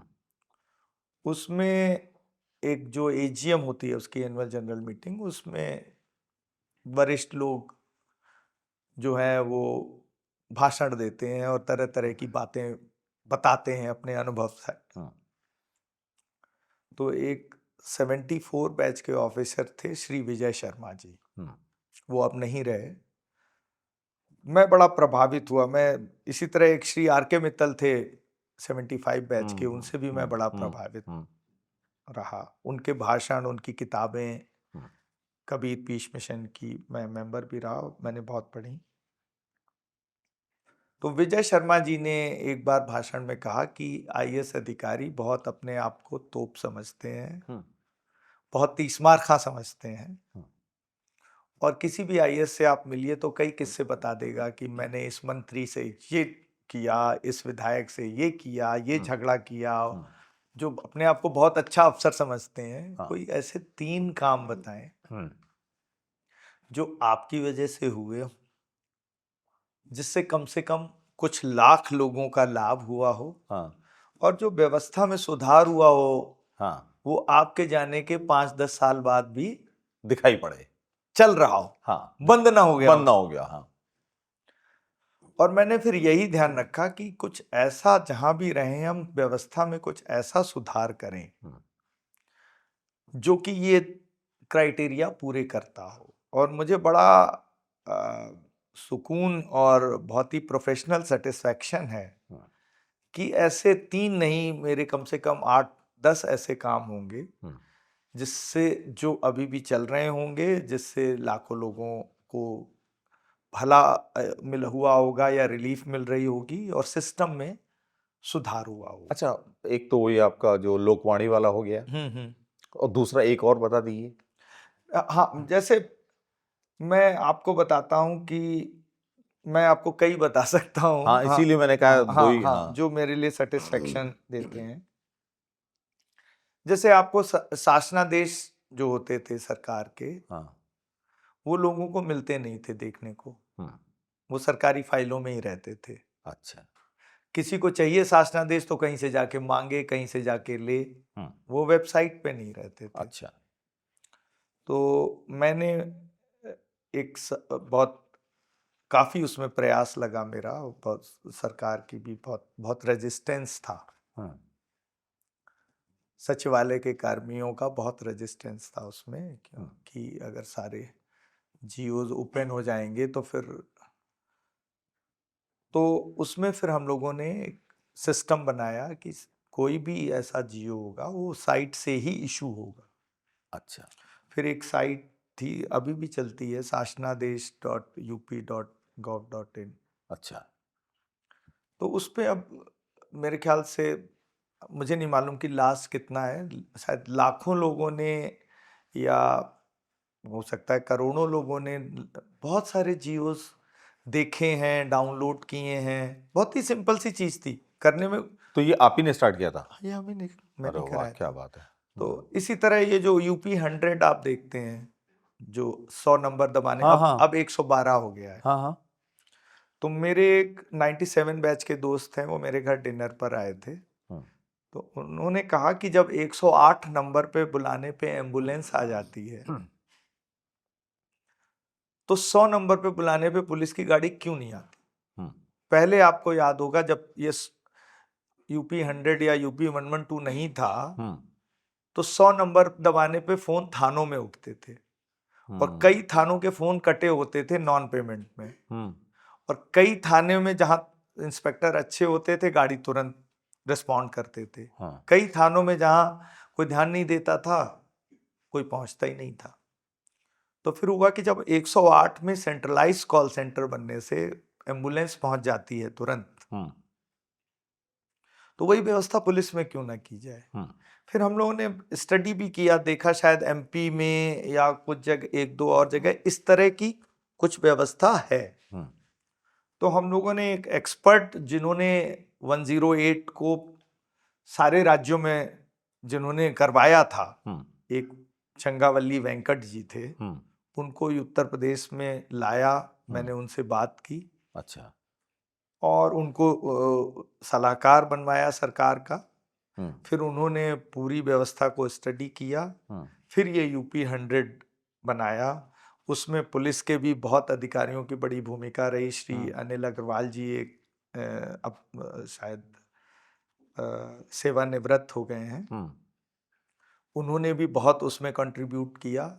वेंकट जी भी यहाँ आए, उन्होंने उसको किया। और अब आप देखते हैं कि 112 नंबर मिलाने पे गाड़ी पहुंचती है, कई बार नहीं भी पहुंच पाती होगी, मुझे नहीं पता इस समय कैसा चल रहा है, लेकिन चल रहा है। चल रहा है ये तो। और यूपी 112 में मुझे बताते हैं कि रोज जाने कितने लाखों कॉल्स आते हैं और लोगों की मदद होती है, तो वो भी मुझे बहुत सेटिस्फेक्शन है। तो ये आपके टाइम में किया गया था उस समय? आप ही कहा था? हाँ। तो इसमें जो बाद में ये कुछ और भी, पहले यूपी 100 था, बाद में यूपी 112 हो गया। उसका नाम बदल, मतलब नंबर बदल गया। नंबर बदल गया 112 हो गया। तो नंबर बदलने से क्या हुआ? वो इसलिए क्योंकि शायद इंटरनेशनली बाकी देशों में 112 नंबर ही है। तो भारत को लगा कि भारत में भी यही नंबर होना चाहिए, मान ली, जिससे कि लोगों को सब जगह 112 याद रहे। कोई भारतीय यूरोप में जाए तो भी 112 मिलाए, कोई यूरोपी भारत में आए तो भी 112 मिलाए। या जैसे यूएस में तो 911 है, यूरोप में 112 था, बाकी कई जगह 112 था, तो भारत ने शायद 112 का निर्णय लिया। तो इसलिए 100 से, हालांकि मेरे विचार से ये 100 ही रहना चाहिए था, क्योंकि 100 की सबको आदत पड़ी हुई थी हमारे यहाँ। बट ठीक, इसी तरह कई चीजें हैं, जैसे होमगार्ड्स की ड्यूटी लगने की जो व्यवस्था अभी भी है, वो भी मैंने फैजाबाद में जब बनाई थी, फिर उसको इम्प्रूव किया, वही अभी तक चल रही है। अच्छा। आय निवास जाति प्रमाण पत्र जो जारी होते हैं तहसील से, तहसील में वो भी हम लोगों ने ही व्यवस्था उस समय बनाई थी। अच्छा। अब तो करोड़ों प्रमाण पत्र उस व्यवस्था से जारी हुए हैं। तब आप किस पोस्ट पे थे उस समय? हर एक में अलग अलग पद पे रहा हूं मैं। अच्छा। जैसे लोकवाणी जब किया तो मैं सीतापुर में डीएम था। होमगार्ड्स की ड्यूटी का कंप्यूटराइजेशन किया तब मैं फैजाबाद, मतलब अब अयोध्या हो गया, वहां का डीएम था। जब ये शासनादेश वाला किया तब मैं मुख्यमंत्री कार्यालय में तैनात था। यूपी 100 वाला किया तब मैं मुख्यमंत्री कार्यालय में तैनात था। आय निवास जाति प्रमाण पत्र वाला किया तब भी मैं, हाँ, उसका शुरू का काम मैंने राजस्व विभाग से किया था, तब मैं राजस्व विभाग में तैनात था। बाद में मैंने उसको मुख्यमंत्री कार्यालय से उसको आगे बढ़ाया। तो ऐसे कई सारी चीजों में मुझे बहुत संतोष है इस बात का कि जो सोच के नौकरी में मतलब आते हैं हम, कि कुछ ऐसी व्यवस्थाएं करें जो चिरकालीन हो और लोगों की जीवन को इजी बनाए, तो वो आपने की है। हम्म, अच्छा एक बार बताइए, कुछ हम्म। रिग्रेट है? नहीं, रिग्रेट तो मैं नहीं कहूँगा, फेल्योर्स तो हैं बहुत। जैसे मैंने कई चीज़ें इस पूरे 30 साल के करियर में करने की कोशिश की हम्म, और मैं नहीं कर पाया उनको, और कभी इस रीजन से कभी उस रीजन से वो चीज़ें नहीं हो पाई। जैसे कि मेरा परिवार नियोजन में बहुत रुचि थी, हम्म, खासकर पुरुष हम्म, नसबंदी जो होती है, हाँ, बिना चीरा बिना टाका हम्म, नसबंदी, उसको मेरी बड़ी इच्छा थी डीएमशिप के पहले से ही हम्म, कि मैं प्रदेश में उसको बहुत बड़े लेवल पे ले जाऊं। और मैंने जब सीतापुर में उसका कैंप किया था तो बहुत राष्ट्रीय स्तर पे का वो कैंप था। हम्म, मैंने उसके लिए 2-3 बार स्कीम्स बनाई, हम्म, लेकिन एक बार भी वो चल नहीं पाई। हम्म। इसी तरह मैंने एक एक प्रोजेक्ट था एम सेहत करके, जो अच्छा एक मिनट में हाँ आपको रोक रहा हूँ। हाँ चलिए, आप जिले स्तर पे आप नहीं कर पाए थे, है ना? हाँ लेकिन आप उसके बाद मेरे ख्याल से सचिवालय में भी रहे। रहे हाँ और काफ़ी मतलब एक अच्छी पोस्ट पे रहे हैं हम्म और काफ़ी प्रभावशाली आईएएस में आप गिने जाते थे। मेरे ख्याल से एक टाइम तो ऐसा था, आप हम्म शायद जो है hmm one of the most powerful IAS अफसर थे। हम्म। तो उस समय आपने ट्राई किया? हाँ, मैं वही तो बता रहा हूँ कि देखिए ऐसा है, कई बार ऐसा होता है कि जो चीज, कोई चीज, मतलब यही है, प्रशासन भी एक सांप सीढ़ी का खेल है। हम्म, कई बार आपको लगता है कि बहुत मेहनत पड़ेगी हाँ, और वो बहुत छोटे से प्रयास में हो जाता है। हम्म, कई बार लगता है कि ये तो हो ही जाएगा, हम्म, लेकिन नहीं हो पाता। जैसे मैं और उदाहरण देता हूँ, मेरे विचार था कि एफिडेविट क्यों लिए जाते हैं, हम्म, एफिडेविट खत्म होने चाहिए। हम्म, तो हम लोगों ने उसका शासनादेश भी कराया, सब कराया, लेकिन अभी भी मैं देखता हूँ एफिडेविट लोग लिए लिए जा रहे हैं, दिए जा रहे हैं। तो तो क्यों ऐसा है? ऐसा नहीं, है, हाँ। बहुत देखिए, मैं ये चीज बड़ी अच्छी आप फिर भी पूछ रहे हैं हम्म, कि भारत एक प्रजातांत्रिक देश है, इट्स अ डेमोक्रेसी। डेमोक्रेसी में जो शक्तियां हैं, जो पावर है, वो चुने हुए लोगों के पास रहनी चाहिए, हम्म, इलेक्टेड लोगों के पास रहनी चाहिए, सेलेक्टेड लोगों के पास नहीं, नहीं रहनी चाहिए। हम्म, तो आइडियली तो आईएएस के पास बिल्कुल भी पावर नहीं होनी चाहिए, क्योंकि वो हम्म, इलेक्टेड हम्म, नहीं है। हम्म, सारी पावर जनप्रतिनिधियों के पास ही होनी चाहिए। हम्म, और मुझे नहीं लगता कि शायद ही कोई और डेमोक्रेसी हो इस दुनिया में हम्म। जिसमें सेलेक्टेड लोगों के पास इतनी पावर है। आप बहुत बड़ी बात कर रहे हैं कि आईएएस होने, हाँ मतलब बड़ा ऑनेस्ट आपका वो है हाँ, इसका वो। कि ये है, हम्म, और ये बड़ी अच्छी बात भी कह सकते हैं और इसको डेमोक्रेसी की कमजोरी भी कह सकते हैं, जो भी आपको कहना चाहें। हम्म। तो इसलिए कई बार आप सफल भी होते हैं, कई बार आप असफल भी होते हैं। अब जैसे किसी भी सिटी में हम्म एक म्युनिसिपल कमिश्नर होता है, हम्म अब आईएएस है, हम्म तो अब आम जनता जानती है, अरे आईएएस ने जो बोल दिया तो हो ही जाएगा। हम्म अब सिटी में मान लीजिए छोटी सी बात है हम्म कि सिटी में कूड़ा जगह जगह फैला रहता है, हम्म या कूड़े वाली गाड़ियां होती हैं, वो मतलब खुली गाड़ी आती हैं, हम्म कूड़ा ले जाती हैं और कूड़ा पीछे से निकलता रहता है। हम्म अच्छा, ये सबको दिखता है, हम्म आईएएस को दिखता है, सबको दिखता है, आपस में बात भी करते होंगे। तो ये समस्या क्या बहुत बड़ी है कि जो सॉल्व नहीं की जा सकती? क्योंकि मुझे हमें ये लगता है, एक आम जनता को, कि आईएएस ने अगर कह दिया अपने अधिकारियों से नीचे जितना ना, कि यार ये अगर मुझे दिखाई नहीं, पड़ा है, इतना आसान नहीं, आसान नहीं है। इतना आसान नहीं है। हाँ, हर चीज के पीछे आपको दौड़ना पड़ता है। हाँ, और इस तरह की जो छोटी छोटी चीजें आपने बताई हैं, इस तरह की, एक म्यूनिसिपल कमिश्नर जो हमारे कई जूनियर्स बहुत ही हाँ, अच्छे अच्छे हाँ, ऑफिसर जो म्यूनिसिपल कमिश्नर हैं, उनको इस तरह की छोटी छोटी पचासों चीजों से जूझना पड़ता है। और मैं यही कह रहा था आपको कि एक आईएएस अधिकारी का 80% टाइम हम्म, रूटीन मैनेजमेंट में निकल जाता है। कोई नई चीज करने का, कोई अच्छी व्यवस्था बनाने का उसके पास 15 से 20% ही समय रहता है। फॉर एग्जाम्पल म्यूनिसिपल कमिश्नर, क्योंकि आपने बोला एक उदाहरण दिया तो मैं उसी पे बताता हूँ। उनको कई सभासद होते हैं, मेयर होते हैं, उनकी अलग अलग डिमांड्स होती हैं, उनको देखना पड़ता है, संतुष्ट रखना पड़ता है। जनता के कई तरह तरह के काम होते हैं, वो भी उसमें भी समय जाता है। कर्मचारियों पे ज़्यादा सख्त हो जाएं तो उनका विद्रोह भी हो सकता है, कर्मचारियों पे कम सख्त हों तो वो काम नहीं करते, उसे भी देखना पड़ता है। फाइलों का इतना बोझ रहता है, हाई कोर्ट, सुप्रीम कोर्ट, उन सब के मुकदमे और उनकी कंटेम्प्ट्स वो रहती हैं। विधानसभा, विधान परिषद, इन सब की समितियों के सामने पेशी होती है। बहुत सारी चीज़ें ऐसी होती हैं जिसमें उनको समय अपना देना, मीडिया को हैंडल करना पड़ता है, मीडिया के लोगों से बातचीत करनी पड़ती है, कोई गलत खबर आ जाती है, कोई सही खबर नहीं आती है, बहुत। अब आप इन सब के बीच में वो कितना काम पर ध्यान, मतलब व्यवस्था सुधार में दे पाता है। फिर भी बहुत सारे अधिकारी हैं जो इस पे ध्यान देते हैं, और मुझे लगता है कि बहुत सारे नगर निगमों में जो आप कह रहे हैं, कूड़े के ट्रकों से पीछे कूड़ा नहीं उड़ता होगा। हाँ, कुछ में जरूर हो सकता है, बट कुछ में और समस्याएं होंगी। और दूसरा, इसमें जनता का सहयोग भी बहुत आवश्यक होता है। कि हमने ये एक चीज देखी है, जब शासन चाह लेता है बिल्कुल हो तो जाता हो जाता है। आप ये देखिए, कभी आप मेट्रो में जाइए, ठीक है, साफ सुथरा मिलेगा कई मेट्रो, क्योंकि शासन ने चाह लिया है, हाँ। ठीक है। अब आम पब्लिक भी वहां पर एक बार डरती है, कूड़ा नहीं रहता है ना, साफ सुथरा रहता है, वो आम पब्लिक भी डरती है, फिर आम बिल्कुल सही नहीं कह करती रहे है। हैं। देखिए, मेट्रो एक कंट्रोल्ड सिस्टम है, नहीं, अंडर मेट्रो में ऑफ। भी, हाँ, हाँ, नहीं, ये होता बिल्कुल सही कह रहे हैं। जैसे आप कहें कि कोई गेटेड सोसाइटी है, उसमें तो कहीं कूड़ा नहीं मिलता, क्योंकि कंट्रोल्ड लोग हैं और उन पे वॉच रखी जा रही है।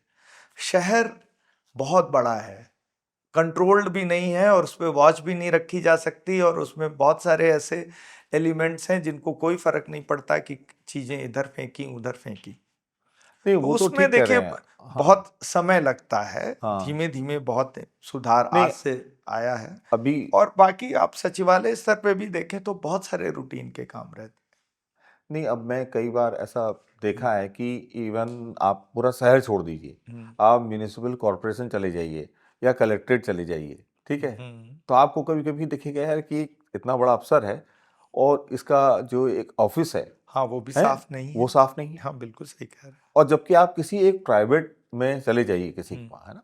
बट वही बात जो आपने हाँ। कही कि बात है एक्सेस कंट्रोल की।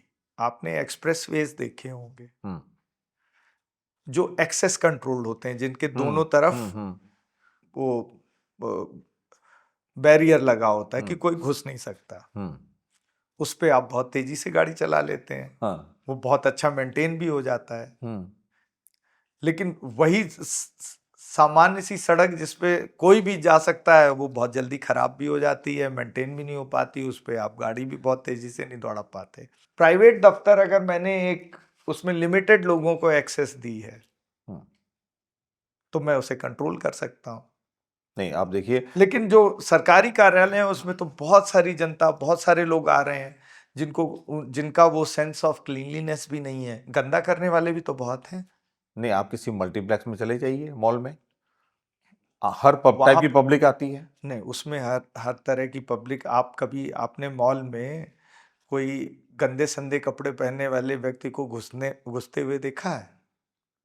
क्या वो अब घुस सकता है? वैसे तो जाते हैं, वैसे तो। बहुत बहुत कम दिखेंगे, आप हम्म, देख किसी भी मॉल में देख लीजिए। नहीं, फिर ये बताइए, जैसे कलेक्ट्रेट है, ठीक है, हम्म, मान लिया, एग्जाम्पल के ले रहा हूँ, हम्म, तो वो अगर एक कलेक्टर है, इतना पावरफुल होता है, हम्म।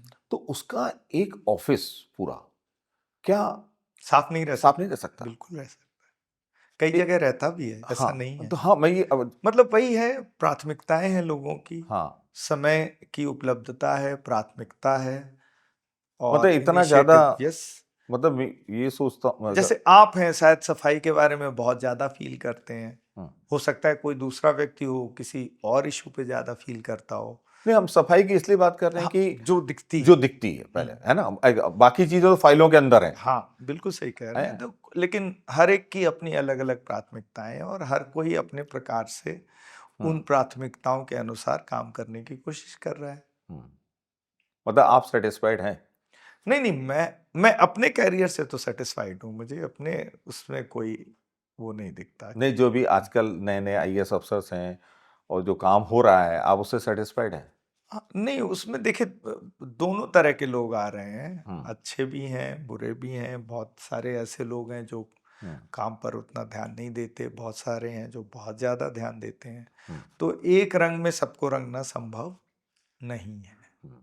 अच्छा, जब इतनी संतुष्टि मिलती है इस नौकरी में, सब हम्म कुछ है, हम्म और जिसको पाने के लिए लोग क्या हम्म क्या नहीं करते हैं, कितनी मेहनत करते हैं, हम्म सपना होता लोगों का, हम्म संतुष्टि भी है आपको इतनी, हम्म उसके बावजूद भी हम्म आपने वीआरएस ले लिया, हम्म मतलब त्यागपत्र दे दिया हम्म सर्विस से। हम्म और जबकि अभी आपकी कितनी सर्विस बाकी है? करीब 6 साल बाकी 6 साल बाकी है। हम्म तो ऐसा क्यों किया आपने? आपको मैंने शुरू से ही बताया कि मैं बहुत ही हम्म, क्यूरियोसिटी वाला और लर्निंग वाला हम्म, और एक्सपेरिमेंटेटिव ऑफिसर हम्म, रहा हूँ। और मैं बहुत 24 मेरी आईएएस पहली नौकरी थी, हम्म, तो मैं ये देखना चाहता हूँ कि बाकी नौकरी होती कैसी है, अच्छा, या बाकी खुद का बिजनेस करना होता कैसा है। हम्म, तो एक क्यूरियोसिटी लगातार रही। और मैंने पहले भी, ऐसा नहीं है कि मैंने पहले भी नौकरी से बाहर जाके काम किया है, और पहले भी नौकरी छोड़ने का प्रयास भी किया है, हम्म, लेकिन किसी कारणवश वो नहीं हुआ। हम्म, तो एक तो यही कारण था कि मैं देखना चाहता हूं कि दूसरी तरफ क्या है। हम्म, तो मेरा ये मानना है कि बहुत अच्छा है, सब कुछ हाँ, बहुत अच्छा है, हाँ, लेकिन उस अच्छाई का हमने 30 वर्ष अनुभव ले भी तो लिया। अच्छा। अब दूसरी भी चीजें तो अच्छी हो सकती हैं, ऐसा थोड़ी है कि सिर्फ यही अच्छा है। तो अब क्या करेंगे आप? तो मैं देखूंगा, अभी तो मैं फ्री हूँ। हम्म, उसके बाद मैं देखूंगा कि हम्म, निजी क्षेत्र में क्या किया जा सकता है। आजकल लोग बहुत सारे स्टार्टअप्स कर रहे हैं, हम्म, क्या स्टार्टअप्स को मैं एडवाइस कर सकता हूँ, हम्म, या स्टार्टअप कोई कर रहा हो तो उसे गाइड करूँ। क्योंकि अब शायद खुद स्टार्टअप करने की सोचूं तो सोचूं, क्योंकि मैं बहुत ज़्यादा ई गवर्नेंस, आईटी और फिनटेक के तो बहुत सारे मैंने देखे हैं। हम्म। नौकरी भी कर सकता हूँ, एनजीओ में भी जा सकता हूँ। तो अब तो मेरे लिए सारे ऑप्शंस आर ओपन। हम्म। तो मैं देखूंगा करके, और जो अच्छा लगेगा वो करूंगा। मैं पहले ये बता दूं सबको, अपने हम्म जो ऑडियंस होंगे उनको भी, हम्म कि आपने हम्म एक बहुत अच्छी स्ट्रेटजी बनाई थी हम्म कि उस समय जो सेंटर्स पड़ते थे आईएएस के, हम्म। वो एक मेरे ख्याल से यहाँ एक लखनऊ में पड़ता था, नॉर्थ नॉर्थ इंडिया का कुछ नहीं, ऐसा, दिल्ली में भी था, नॉर्थ, पटना पटना में था। हाँ। आपने कुछ ऐसी स्ट्रेटजी बनाई कि लखनऊ में आईआईटी कानपुर वाले जो भी आईएएस में अपेयर होते थे वो आते थे। क्योंकि लखनऊ में रिलेटिव एडवांटेज हाँ, नहीं था। हाँ, तो फिर मैंने ये देखा कि कौन सी जगह लखनऊ के पास है जहां से सबसे कम सिलेक्शंस होते हैं। हम्म, तो वो भी कोई, उस समय इंटरनेट तो तब था नहीं। हम्म, तो जो भी अंदाजे से या एम्प्लॉयमेंट न्यूज से हम्म, या लोगों से पूछ के पता चला कि भोपाल से लोग नहीं होते, और एमपी एजुकेशनली बहुत बैकवर्ड है compare to UP and Bihar. Hmm, Patna से भी बहुत लोग आते थे, हम्म, लखनऊ से भी आते थे। हम्म, मैंने कभी भोपाल जानता नहीं था, देखा नहीं था, तो मैंने ये कहा कि पता करता हूँ। फिर रेलवे टाइम टेबल देखा कि ट्रेन कौन सी जाती है। फिर मैंने और खोजा तो एक लड़का मिला जो कि एमपी का रहने वाला था। हम्म, उसने बताया कि भोपाल में टीटी नगर है जहाँ पे कुछ होटल होटल रहते हैं, वहाँ आप रुक सकते हो जाके। हम्म, तो मैंने अपने मित्रों से कहा कि मैं तो भोपाल से एग्ज़ाम दूंगा। हम्म, तो उनको अपना लॉजिक बताया।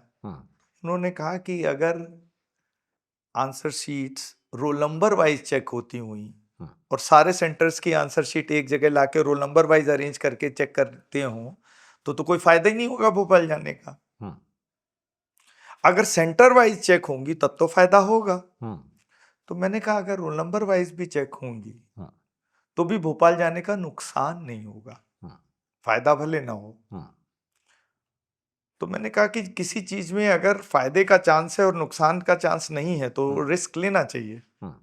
थोड़ा ये फायदा और नुकसान ना हाँ, डिटेल में बताइए जरा। हाँ, नहीं हाँ, जैसे आपकी जो आंसर शीट है, हम्म, बाकी लोग के आंसर शीट, जैसे आपने लखनऊ में एग्जाम दिया हम्म, और सेंटर वाइज कॉपी चेक हुई, हम्म, तो आपकी अच्छी कॉपियों के बीच में आपकी भी एक रहेगी। हाँ, अच्छी कॉपियों का मतलब ये है कि उस समय आईआईटी कानपुर के आईआईटी कानपुर वाले लोग देते जो थे। भोपाल लखनऊ में सेंटर बहुत अच्छे कैंडिडेट्स नहीं थे। हम्म तो भोपाल से अगर आप एग्जाम देंगे तो आपका आंसर शीट जो है बाकी लोगों के इससे एकदम अच्छे से चमकेगा। चमकेगा। तो एग्जामिनर को साइकोलॉजिकली लगेगा कि ये लड़का तो बहुत ब्राइट है, तो आपको रिलेटिवली ज्यादा नंबर मिलेंगे।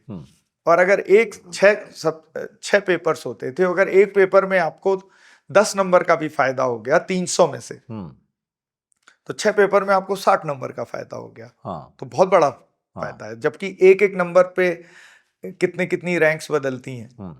तो उस समय लेकिन मुझे कोई साथ में जाने के लिए नहीं मिला। तो एक और दूसरा एक लड़का मिला जिसको ठंड बहुत लगती थी। अच्छा। तो उसको भी लगा कि लखनऊ में ठंड बहुत है, भोपाल में ठंड कम है। और वो भी इस लॉजिक से एग्री करता था। तो सिर्फ 2 लोग, हम लोग पुष्पक एक्सप्रेस से भोपाल गए। वहां पे जाकर के एक, आई थिंक वो दूसरा लड़का हमारे सामान के साथ एक जगह टीटी नगर में खड़ा रहा और मैंने जाके होटल ढूंढे। फिर एक होटल मिला, 80 रुपए रोज पे उस पे कमरा था। उसमें फिर हम दोनों लोग ने रुक करके एग्जाम दिया।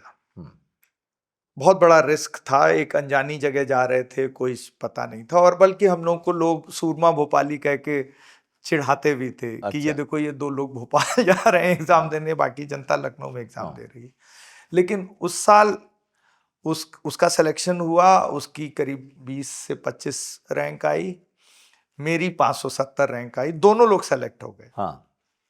तो लोगों को लगा कि शायद मेरी थ्योरी में कुछ दम है। तो उसके नेक्स्ट ईयर फिर 6 लोग गए। अच्छा। और उसमें फिर मेरी 5वीं रैंक आई और बाकी शायद 6 में से 4 सेलेक्ट हुए शायद। तो उनको लगा कि वाकई बहुत अच्छा रिजल्ट है भोपाल का। उसके बाद फिर लोग बस भर के भोपाल जाने लगे और वो जो एडवांटेज था भोपाल का वो खत्म हो गया। डिसएडवांटेज। तो ये एक स्ट्रेटजी का वो था जो मैंने किया। अब मुझे नहीं मालूम कि, अभी भी नहीं पता मुझे कि उस समय मुझे इसका फायदा मिला या नहीं मिला। लेकिन इसका मतलब आप स्ट्रेटजी तो आप शुरुआत से बनाते रहे हैं वैसा ना। और मैंने देखा हर डिपार्टमेंट जहां भी रहे आपने स्ट्रेटजी बनाई है। और मैं जहां भी रहा हूं बिल्कुल सही है। एक्सपेरिमेंट किया है और स्ट्रेटेजाइज किया है। जैसे कि मैंने कभी भी शुरू में मैंने ये काम नहीं किया। शुरू में मैंने जैसे एक्सपेरिमेंट किए लड़ने झगड़ने के, बाद में मुझे लगा कि ये बहुत ही बेकार काम है। तो मैं जहां भी रहा मैंने कोशिश की कि छोटी छोटी बातों पे स्टैंड लेके झगड़ा करने का कोई लाभ नहीं है। जहां भी जाओ लो हैंगिंग फ्रूट्स ऐसे पकड़ो जो कि व्यवस्था में सुधार करें, जिसमें किसी से बहुत लड़ना झगड़ना ना पड़े। और वही जो 3 चीजें मैंने बताई वो सबके काम आए। बाकी समय तो आपका रूटीन में निकलेगा। तो वही करके मैंने, जैसे चिड़िया की आंख दिखती थी अर्जुन वाली। अब जैसे आप देखें होमगार्ड की ड्यूटी लगाने का कंप्यूटराइजेशन मैंने अयोध्या में किया 2007 में। फिर जब मैं लखनऊ आया तो मैंने उसको कंटिन्यू किया कि बाकी जिलों में भी हो जाए। फिर बाकी जिलों के बाद फिर उसमें और कमियां थी, मैंने उनको सुधरवाया। तो इस तरह से मैं पीछे पड़ जाता था ऐसी चीजों के जो कि लॉन्ग रन में लोगों को लाभ देंगी। आपने आधार में भी बहुत काम किया है जी। तो आधार में आप दिल्ली में थे, वो मुझे तो उसका ज्ञान नहीं है, वो क्या? मैं आधार यूजेस डिवीजन देखता था वहां पे। अच्छा। कि आधार के प्रयोग से कैसे लोगों को सहूलियत हो। अच्छा। तो बहुत क्षेत्रों में हम लोगों ने देखा कि जैसे one nation one ration card scheme है। मैंने नहीं की, लेट मी क्लेरिफाई। बट वो इसी वजह से हो पाई क्योंकि आधार है। क्योंकि केसी जोशी को हम ऑथेंटिकेट कर सकते हैं, चाहे वो लखनऊ से राशन लें, चाहे गुवाहाटी से राशन लें, चाहे बंबई से राशन लें, कि ये केसी जोशी ही हैं। इसलिए वो राशन कहीं से भी ले सकते हैं। जब तक आधार नहीं था तब तो कोई भी कहीं से भी केसी जोशी बन के ले सकता था। इसीलिए मैं आज ये कहता हूं कि जो सरकार की सेवाओं की मोनोपोली है कि एक ही जगह से एक सेवा मिलेगी, आधार आने के बाद वो मोनोपोली तोड़ी जा सकती है कि जोशी जी को ये सर्टिफिकेट बनवाना है तो इस तहसील से ही क्यों बने, किसी भी तहसील से बन जाए। इनको ठेका लेना है या ऑनलाइन बिडिंग भी कर रहे हैं, जो भी मतलब जो भी चीजें हैं वो यहीं से क्यों हूं। आपने देखा इनकम टैक्स में फेसलेस कैसे होता है, आपका मुकदमा कहीं भी सुना जा रहा है, आपको पता नहीं है। तो जो मोनोपोली है कि ये चीज यहीं होगी, वो खत्म होनी चाहिए। हम लोगों का कैरियर बड़ा लंबा होता है और कभी हड़बड़ी में नहीं रहना चाहिए कि मैं जाते ही जाते जुट के ये कर डालूं वो कर डालूं, जैसा कई बार लड़के लोगों ऑफिसर्स में होता है। नए ऑफिसर्स में बहुत मौका मिलता है बहुत चीजें करने का। आधार में मुझे नहीं लगता कि मैंने कोई बहुत नया काम किया। अच्छा। और ऐसे मैं अपने कई सारी पोस्टिंग्स बता सकता हूं जिसमें मैंने कोई बहुत तीर नहीं मारा। जरूरी नहीं है कि आप हर पद पे हर समय हर दिन कोई क्रांतिकारी काम कर दें, ऐसा संभव नहीं है। और कैरियर में सबसे अच्छी बात ये होती है आईएएस के कैरियर में कि आपको अच्छी इंपॉर्टेंट पोस्टिंग भी मिलती हैं और साइड पोस्टिंग भी मिलती हैं। इंपॉर्टेंट पोस्टिंग आपको मौका देती है काम करने का, और जो साइड पोस्टिंग होती है वो आपको मौका देती है मजे लेने का। तो मैंने दोनों को ही भरपूर एंजॉय किया। मैंने 60 देशों की यात्राएं की हैं। 60 देशों की? हाँ, 60। मैं 3 देशों में रहा हूँ, जापान में, अमेरिका में और भारत में तो रह ही रहा हूँ। तो मैंने इस तरह का जब भी साइड पोस्टिंग रही तो मैंने उसका भी लाभ उठाया। अच्छा, एक बात बताइए, कभी ऐसा हुआ कि आप जैसे एक नौकरी में बहुत बिजी हो गए, घर में टाइम नहीं दे पा रहे हैं? हाँ बिल्कुल। तो उससे थोड़ा रिलेशंस में कोई थोड़ा तनाव आया हो? नहीं, ऐसा तनाव तो हाँ होता है कई बार। मुझे याद है कि जैसे मेरा बेटा एक बार बीमार था, मैं कहीं था, हजरतगंज में था शायद, मेरा घर बटला पैलेस में होता था, और चीफ सेक्रेटरी का फोन आया हुआ था किसी बात पे। अब मैं चीफ सेक्रेटरी से उस समय कोई क्या इशू था क्या नहीं था, आधे घंटे मेरी बात होती रही। और मेरा बेटे का पेट दर्द हो रहा था, बहुत बीमार था, और मेरी पत्नी मुझे बार बार फोन कर रही हैं, और मैं क्योंकि चीफ सेक्रेटरी से बात कर रहा था मैंने उनका फोन नहीं उठाया। अब गाड़ी भी नहीं थी, तो वो अपना कहीं से ऑटो लेके या जाने कुछ कहीं, उस समय तो उबर ओला कुछ होते नहीं थे, तो कहीं से उन्होंने ऑटो या रिक्शा लेके कहीं हॉस्पिटल पहुंची, और बहुत मुझे भला बुरा कहा कि जब तुम्हें पता है बच्चा बीमार है तो तुम फोन रख नहीं सकते थे, मेरा फोन उठा नहीं सकते थे, चीफ सेक्रेटरी को कह देते कि घर से फोन आ रहा है। तो ऐसे 1-2 घटनाएं रही होंगी, क्योंकि मैं ऐसा नहीं रहा कि लगातार इंपॉर्टेंट पोजीशंस में रहा हूं।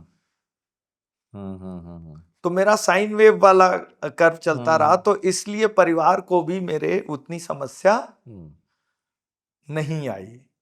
तो क्योंकि जब मैं साइड पोस्टिंग में था तब परिवार के साथ बहुत वक्त बीता।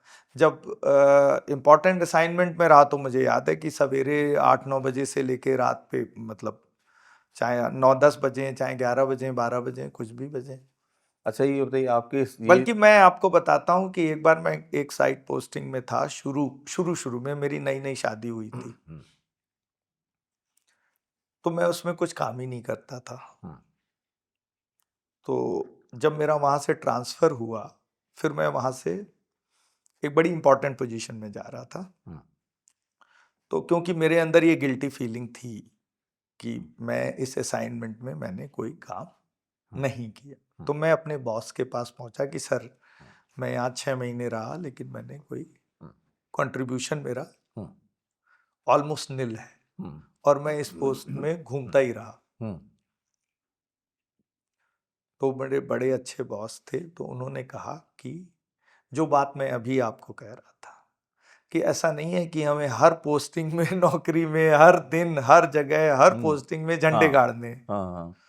उन्होंने कहा कि पूरे कैरियर में भाई आप एक लंबी रेस के घोड़े हैं, 30-35 साल की ये रेस है। हम्म, कई पोस्टिंग्स आपकी ऐसी पहले भी रही होंगी, और वाकई जब मैं एसडीएम था तो बहुत घंटे काम करता था। हम्म, तो उन्होंने कहा कई पोस्टिंग आपकी ऐसी रही होंगी जब आप बहुत घंटों काम करेंगे, हम्म, कई ऐसी रहेंगी जिसमें आप बिल्कुल काम नहीं करेंगे। हम्म, इसलिए ये गिल्टी फीलिंग मत रखिए हम्म, कि आपको हर पोस्टिंग में बहुत ज़्यादा काम करना है। हम्म, उससे मुझे बहुत क्लैरिटी है, हम्म। तो इससे बैलेंस बना। अच्छा, आपके जो परिवार में हम्म। वाइफ बच्चा ये सब आपके इस डिसीजन से खुश हैं, जो तो नहीं आपने नहीं, बहुत वीआरएस ले लिया देखिए है? मैं आपको बताता हूँ, जब कोई व्यक्ति आईएएस में आता है, हाँ। देखिए हमारे भारत में ये है कि जब शादी होती है तो दो परिवारों में होती है, दो इंडिविजुअल्स में हम्म, नहीं होती। हम्म, विदेशों में दो इंडिविजुअल शादी करते हैं, हम्म, हमारे यहाँ दो परिवारों की शादी। परिवार होती। विदेशों में कोई व्यक्ति खुद अकेला नौकरी में आता है। हमारे यहाँ जब कोई व्यक्ति सरकारी नौकरी में और खासकर आईएएस में आता है हम्म, तो उसके साथ उसका पूरा परिवार, उसके रिश्तेदार, उसके हाँ, दोस्त हाँ। सब नौकरी में आते हैं। हाँ। और मैं क्योंकि यूपी में ही पला बढ़ा, हम्म, मैं अपने होम स्टेट में आईएएस हाँ, था। हाँ। अपने परिवार को कन्विंस करने में मुझे समय लगा, अच्छा। लेकिन जब मैंने ये निर्णय लिया तो बिना उनकी सहमति के नहीं लिया। हम्म, अच्छा। खासकर मेरा जो इमीडिएट फैमिली, चाहे मेरे भाई बहन या पत्नी, हम्म। उनसे पूछ के सलाह करके ये निर्णय लिया।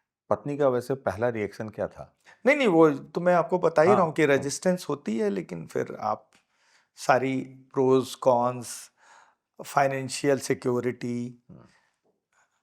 वो सब चीजें डिस्कस करते हैं और फिर डिसाइड करते हैं। अब आपसे एक पर्सनल बात पूछ रहा हूँ, हम्म। आपकी लव मैरिज थी कि अरेंज मैरिज थी? Arrange marriage. अरेंज मैरिज थी। अब एक तो अच्छा, जो आप पढ़ते थे आईआईटी में या आईएएस में, हम्म।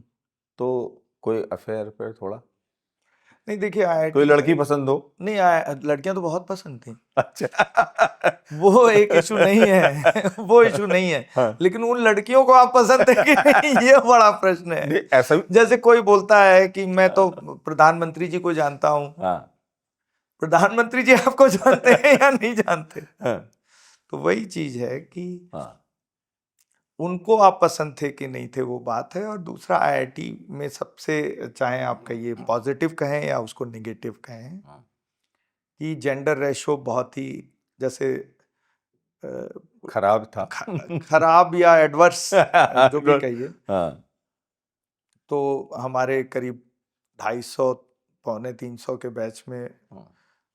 शायद 9 लड़कियां और 250 लड़के, इस टाइप का था। हाँ।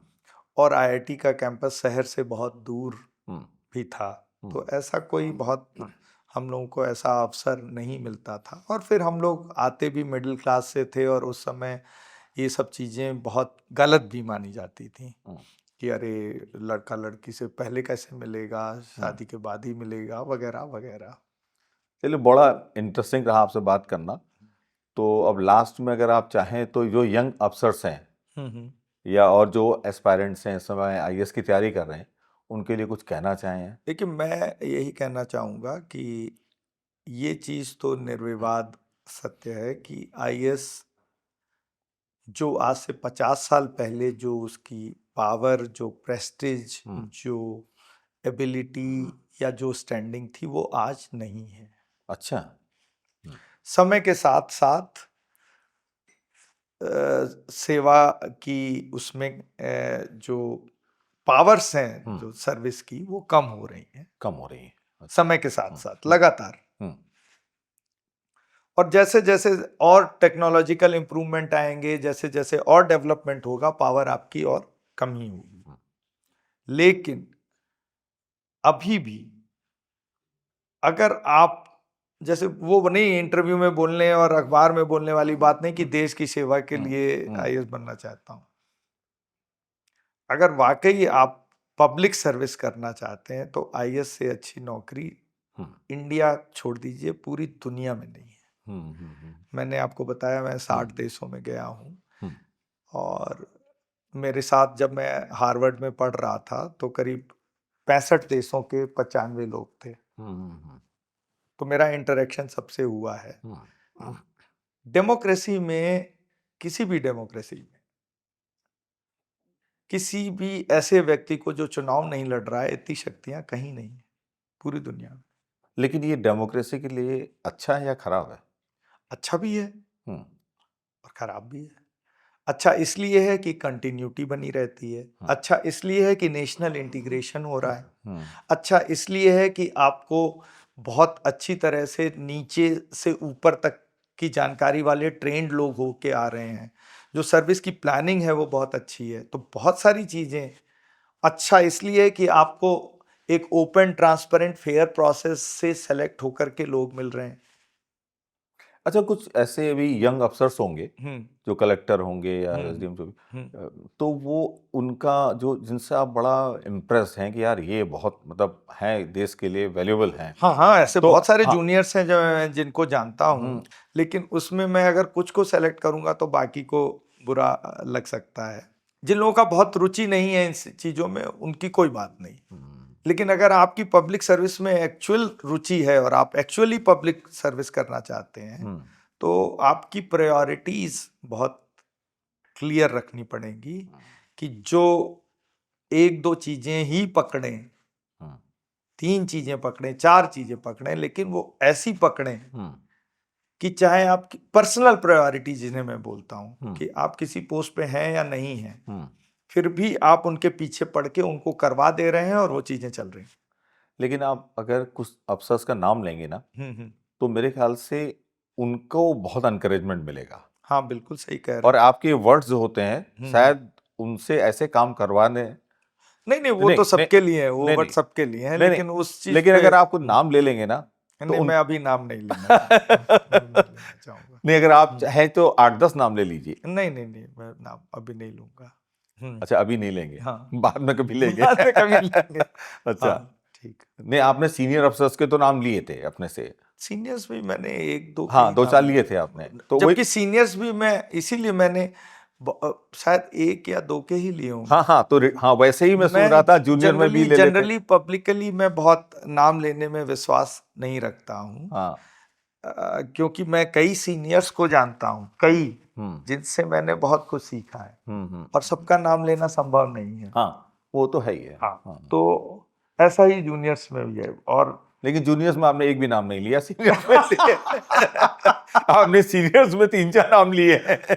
नहीं, दो नहीं, 3-4 लिए आपने। कौन बता दीजिए 3-4 लिए? हम एक तो आपने आर के मित्तल साहब का नाम लिया है। हाँ, और एक अनिल एक अग्रवाल जी का, आलोक कुमार जी का नाम लिया। हाँ, बस तो 3 तो हो गए। 2 ही नाम तो 2 हो गए। हाँ, 2 हो गए, चलिए सिर्फ 2 ही नाम है। हाँ, अनिल अग्रवाल जी का नाम तो उस सेंस में लिया था कि उन्होंने उस काम हाँ, को ऐसे ही आगे कुछ बढ़वाया। हो आपका कि नहीं, जूनियर से प्रभावित हुए हो आप? नहीं, हम सीनियर से तो हुए हैं आप? नहीं, हम बहुत जूनियर से प्रभावित हुए हैं और अभी भी प्रभावित होते रहते हैं। लेकिन मैं उसको भी अच्छा, तो ये आज का जो हमारा पॉडकास्ट था आमोद कुमार जी के साथ था। और जैसे मैंने इनका पहले ही एक परिचय दिया था कि ये ऑल इंडिया 5 से आईएएस में और बहुत सीनियर आईएएस थे और इन्होंने जो है वीआरएस भी ले लिया है। बहुत इंटरेस्टिंग पॉडकास्ट था और मैं चाहता हूं कि अगर आप लोगों को ये अच्छा लगे तो आप इसको शेयर भी करिए और सब्सक्राइब भी करिए। और इसी तरीके से मैं आगे भी ऐसे लोगों से वार्तालाप कराता रहूँगा कि जो आपको हो सकता है इंस्पायर करें। और मेरे ख्याल से ये काफ़ी इंस्पायरिंग रहा है। मुझे तो बहुत इंस्पायरिंग लगा है। मैं आशा करता हूँ कि इंस्पायरिंग रहा हो। अरे मुझे तो बहुत लगा है, मैं बहुत प्रभावित भी हुआ हूँ। तो बस आपका बहुत बहुत धन्यवाद आने के लिए। Thank you very much.